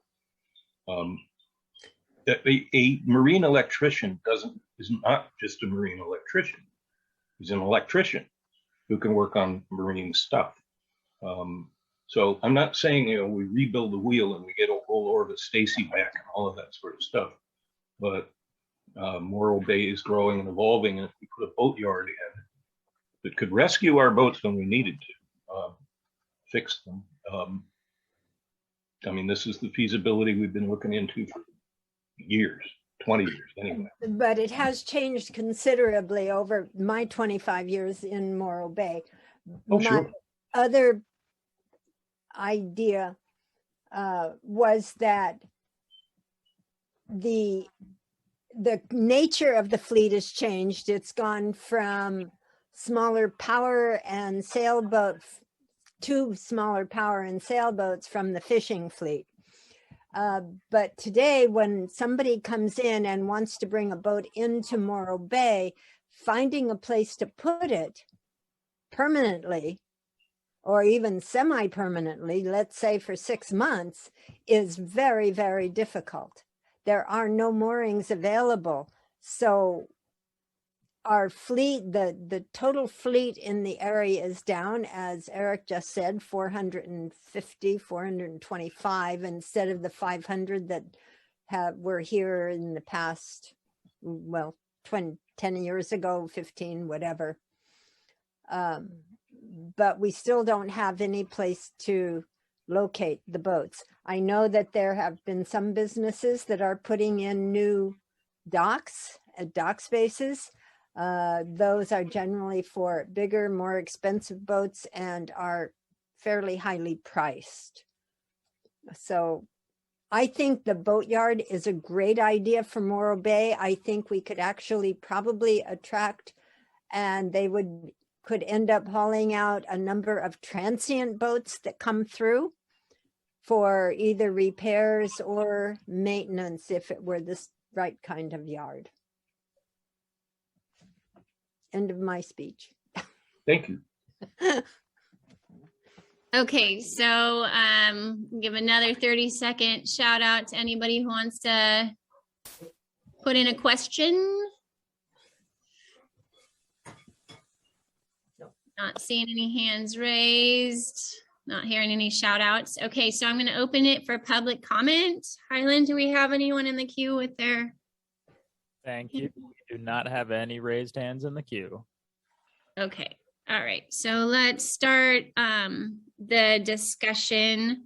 So Lynn, you had the questions. Do you have any other discussion materials that you want to follow up with? I do not. Okay, and Jean, do you have any discussion regarding the committee? I don't believe Jean's here anymore. Okay, all right. Let's see. And Mary, do you have any discussion items? No, I don't. Okay, all right. So I was going to bring it up during our outreach portion, but it could possibly feasibly work into marine services and whatnot. But I handed off to other people about this. We've been talking a lot about grants. Where am I? And I printed out, there is a notice of funding opportunity, and it's the American Rescue Plan Act Travel, Tourism, and Outdoor Recreation Notice of Funding Opportunity. So as far as the Marine Services Committee, I suggest that you look into it. It might be something that could be some to some benefit. And it has submit complete application by January 31st, 2022. So we still have time, and it's from the American Rescue Plan Act, like I said that, but the Economic Development Administration, the EDA, and the DOC. So if you want a copy of that, I'll give it to you, but it might work into that. Other than that, I don't have any other items for that report. And so I think that concludes the discussion portion, and there's nothing to vote on. So do we need to have any kind of roll call, or are we moving on to the next business item, Lori? I think you can go on to the next business item. Okay. Okay. So B2 is the update from the Finance and Budget Ad Hoc Committee. I believe we have Cal that's going to give Sure. that update. Sure, absolutely. Thanks, Therese.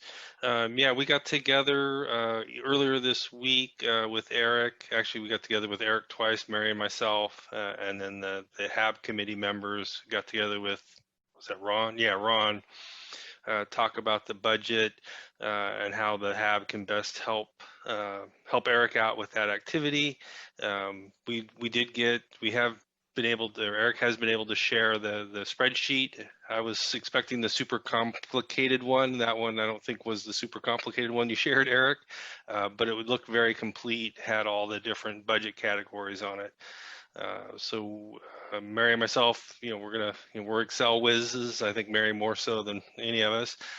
Take a look at that to, again, see if there's opportunities to itemize cost towards services. I know this has been done a couple times, another set of eyes on it. So we're pretty excited just getting started on it, because again, we just kind of got the information, been talking about it. And so we'll be getting together over the next few weeks to deep dive into it. That's all the notes I have. Charisse, at this point, was there anything else that you wanted to chime in, or maybe Mary? I would just add the second thing along with the spreadsheet is taking a look at the capital maintenance, like expenditure projects, and trying to package them in a way that we can shop them around for grants. Yes. Okay, and on that note, I would say that this grant might be something that would be beneficial for some of the capital improvements that we talked about. I know that it was brought up in our meeting. We're concerned about the seawall down at the Inn at Morro Bay. And to me, that is 100% under the category of recreational, outdoor recreation. And so that could be something to look into. Other than that, I don't have much to add. Do we have any questions from board members? Teresa, I've got a question. I assume it's okay. The grant that you discussed, I guess what would be, who would chase that? Because I know there's a sort of a gray area of, who's responsible for that seawall? Is it the city? Is it the leaseholder? Is it the HAB? I know we kind of talked about that last. So I researched it. Well, I asked Lori and Eric. Okay, cheater. And they said that it is a water lease that is vacant right now. So if anybody wants to take over that process, that area, then they would have to go through So the it's process. not the hotel's responsibility to rebuild it then? Eric, you want to expound on No, it's a water lease. That property down there, the land is owned in fee. It's not like our titlelands with the waterfront. So, but that seawall is within the water lease. If you kind of follow the shoreline, the high tide line from the north, in the rock and mud down below, then you hit that seawall area. If you kind of keep going in a straight line where what you were following for a high tide line, that's about where the lease line is. So it's about a car length of seawall and upper parking area above. Mm-hmm. It's got a fence to fence it off. The Inn at Morro Bay, under 2 or 3 owners ago, used to maybe even more. Used to have some slips down there. When I started here 28 years ago, those slips were not there. They had fairly recently been taken out. And they came out in the, I don't know, maybe Chris remembers, but probably in the 80s. Oh, In the okay. late 80s, those slips disappeared out of there, and the operator stopped leasing that area. We've tried to work with the owners, a couple new owners over the years there, to see if anybody's interested in releasing that. Current owner is a possible, but I haven't. That would fall under the Tidelands Yep. Trust. Yeah, it would be a lease. So right Okay. now it's under our ownership. Gotcha. Okay, thanks for that clarification. So it's in the Harbor Patrol's best interest, the Habs, to pursue the grant if that's a possibility. Yeah, it's like you said, it's not in good shape, and whether we ever lease that again or not, it needs to be fixed. Yeah. If it got fixed, it would open up, I don't know, 10, 12 parking spaces that's above there, because it kind of cut that lot in half. Sure. And you could potentially put slips in there as well. Yeah, potentially. Yeah, ideally it would, or dock. I mean, to me, it always seemed a great place for a dock. For maybe the hotel could have kayaks that they have for their guests, or the tiki boat, or the little charter boats in the bay can come down, Sure. and pick up people and bring them to the core of the waterfront. That kind of thing. Rent a Duffy. Yeah. Okay, cool. All right, that's all the questions I have, Sharice. Okay. Any other questions from any other board members? Okay, I'm not seeing any hands. Nobody's talking, so I'm going to open it for public comment. Highland, do we have anybody in the queue? We do not. Okay, so I'm going to open it up for discussion. And I think I'm just going to do the same thing, 30 seconds. Anybody want to discuss, looking for hands, or just talk? All right, then I'm going to. I got Yeah. one quick one for Eric. Is that seawall in imminent danger? Is it like in your ranking from 1 to 5, a 1? 1 being worst? We have not done a structural analysis on it, so I'm not going to hazard a guess whether it's a Gotcha. 1 or a 5. There was some, I'm trying to remember I think there was some settling behind the wall in the asphalt because it's allowed dirt to percolate out from behind it. And so there was some settling in the asphalt, and I think that's what prompted this. This is probably 10 years ago that occurred. Gotcha. So we had them put a fence up there, and they can't use it for parking anymore. So, but we haven't had an analysis done on it, so I'm not going to. Fair enough. That. Thanks. That's all I have, Sharice. Okay, so I think that concludes that business item. Nothing to vote on, nothing to roll call a vote for. So we're going to move on. We covered B3, we covered B4. Now we're going to do our last agenda item, which is B5, the Harbor Advisory Board Public Engagement Outreach Assignment Reporting. And I'm going to go and consideration of specific outreach on topics of the and it's also gonna, I think we're gonna not worry about the part where it says parking management, paid parking, because we made the ad hoc committee on that. And but any outreach that covers parking management, let's talk about that. And then there's also the little part about power plant stacks should be removed. So public outreach, let's start with, I'll go to the top of my little queue here. We got Cal to start. Okay. As far as the public outreach, the liveaboards obviously have concerns about parking, in the Tidelands lot and elsewhere. So the liveaboards, obviously don't want to pay for parking. So that has been my primary outreach. Do you want me to go into any details about the stuff with Sean with Cal Poly, or just in context of parking?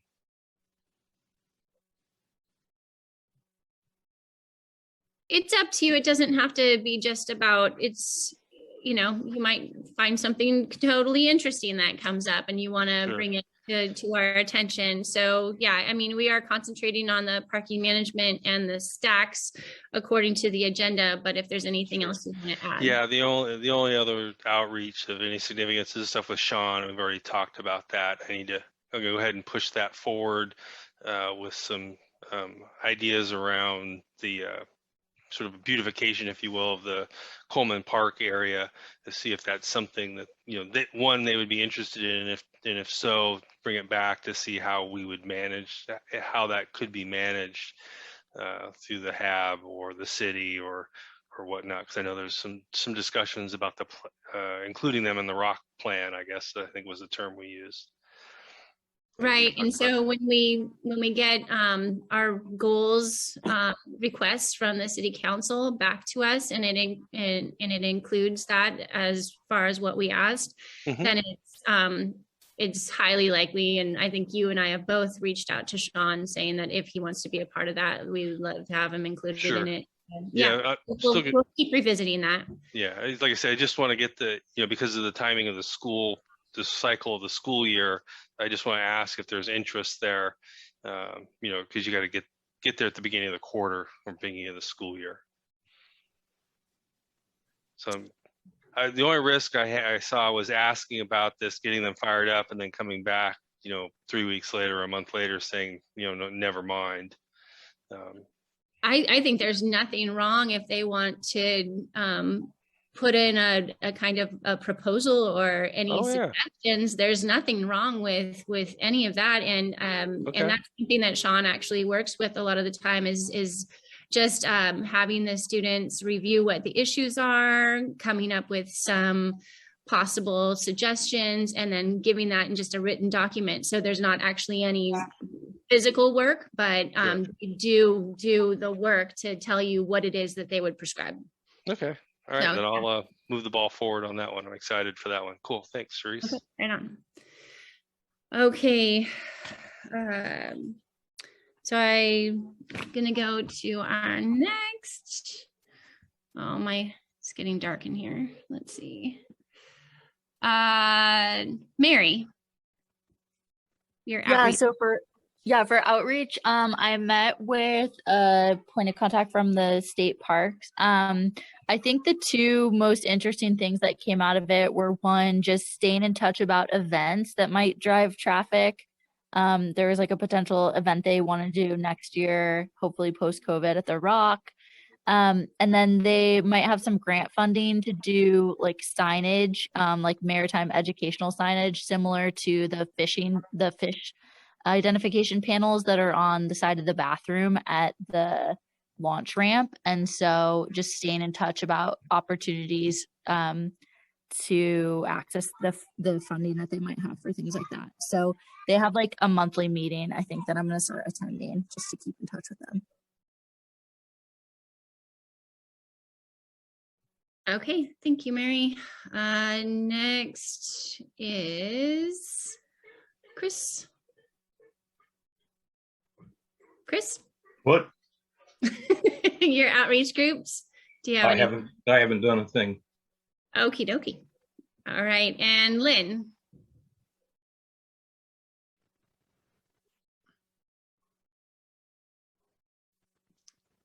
I saw you unmuted and then you're muted again. All right, so I don't know what these things mean. I have nothing new to report. Okay, all right, thanks, Lynn. And then I don't see Gene in the queue anymore. Lori, is he out for the meeting? I believe so. Okay, all right, so then it leads to me, and like I said, I am part of the Embarcadero Master Leaseholder group, and so I got the opportunity to hang out with Scott Collins again and talk about parking. It was interesting to hear different people's interpretation of how it is, and there are kind of different regions that are affected differently as far as the Embarcadero goes. So I do agree that in Area A, they have different circumstances, such as the fishing, the commercial fishermen, they show up really early. They take up all the really close spots and they stay for hours and hours and hours. And a couple of the master lease holders there who have restaurants voice their opinion as far as it, like they could definitely tell how their business improved when there was no charters going out that day, or as soon as the charter was docked, all of a sudden they had an increase in the amount of passers or customers. So that is something that's really important to them. And so we did get one person from that group. And I did ask the other couple. So they are represented from that area. Area B, I think they have particular issues, and everybody wants the customers to come, but they're also, I was surprised that a lot of them were more on the behalf of their employees. So like employees that show up at 2 o'clock in the afternoon and there's no parking anywhere. And if all of a sudden there was a spot right in front of the restaurant that they're supposed to be at, they wouldn't want to deter them from parking there because they need them to get to work eventually. So that was a little bit of a surprise. I thought most master lease holders would be on the side of like, hey, you know, let's have them park a little bit off, because that's how I am as a business owner. Let's have the employees park a little bit off because they're going to be there for 8 hours. And then there was a very big part of hoteliers that were really concerned about the paid parking, especially because Embarcadero is a unique circumstance. Where a lot of the new hotels that are on the Embarcadero do not have their own parking area. And some changes happened for some of the master lease holders that they had to revert to not having their own parking. They had to do a handicap. So now because they have a handicap and 2 spaces, they've lost that dedicated space. And that's huge. That's a big deal for a lot of the customers who go there. They're mad. Like, why did that person get to park right there? And I have to circle around until I find a space. So they do all have really unique circumstances that need to be voiced and heard when it comes to this parking management. And I'm really looking forward to being able to come as close as possible to make everyone happy, and to have the harbor department be able to pay for a lot of the amenities that we give the public that comes to visit. And I think that the master lease holder should think about that, is that if we do have paid parking, it will pay for itself, but possibly could help with some of the things that we've all been really wanting to have a little bit more money for, such as cleanliness, bathrooms, all of the things that go along with more people coming to visit Morro Bay and coming to the businesses. So that's my conclusion as far as my outreach group that I met with mostly that had anything to put into this. The stacks, one of the things you talked about was that there's the stacks. I didn't get a chance to talk to any of my outreach groups about that, but Eric, Lori, what is the time? Isn't there a council meeting within this week that is going to discuss that? And it's really important for all of us to at least be knowledgeable. Not within the next week. The last council meeting, it was the last council meeting, the council authorized staff to hire a facilitator to start doing the public process to take input on should the stacks stay or should they go. And so that's going to be a pretty robust public process, and with stakeholder meetings and roundtables and whatnot, and just getting public input. So I think the idea of putting it on the Harbor Advisory Board agenda tonight wasn't to talk about whether it should stay or go, but just it's on the outreach assignment item to remind everybody that, you know, we're trying to get as much input as we can on the stacks. The council really wanted to get as much input as they could, and encourage their fellow members to really dig deep in terms of, you know, making sure we touch as many segments as society, the community as we can. So I view that as an opportunity for you Harbor Advisory Board members to use your outreach assignments to reach to your groups and get their input on the stack issue and remind them that there's a public process that's going to happen and to get involved in that process. There's no schedule really penciled out yet. I'm sure in the coming weeks, we'll start seeing something starting to come forward in terms of when these public meetings will be, and then when it'll eventually circle back to the council. And I suspect we will probably bring it back to the Harbor Advisory Board as a body at some point too. So again, the idea is just to remind everybody that it's a good outreach opportunity, and for the parking as well. I mean, that's really why those groups were formed, was to not just pursue new ideas, but to look at the things that are on our table and make sure that we're reaching those groups. I think that what Sharice was referring to is the community forum on September 8th. So there is a community forum that people can, I think, just zoom in and hear facts. And I think what Scott Collins had suggested was people send questions to him, to his email address. And that was by September 1st. Yeah, it's on the city's website. There's a flyer on the city's website where you can attend the Zoom meeting. You can get the link. Right.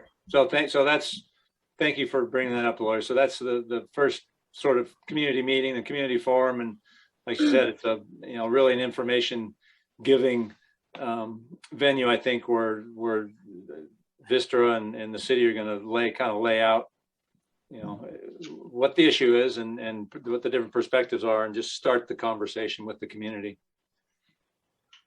Right. So it's at the Zoom link is on the website, and it's at 6 to 7:30 Wednesday, September 8th.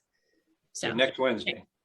Yep, next Wednesday. So. Yeah, if you go to the hot topic section of the website on the city's website, that's where you'll find it. Alrighty, so I think we already did. We went through all of them. We don't really need to do a discussion of these things. So, but I'm going to open it for public comment if anybody is in the queue. There is nobody in the queue. All right, cool. All right, so I don't, if anybody really wants to have a discussion, I think we kind of covered that. Otherwise, I'm gonna say that we're completed with this unless anybody else wants to say anything. I am not hearing anybody and I'm not seeing any hands. So I am going to conclude business item B5 of our outreach. And so that gets us, where's my thingy dingies? So future agenda items. Does anyone have any other future agenda items?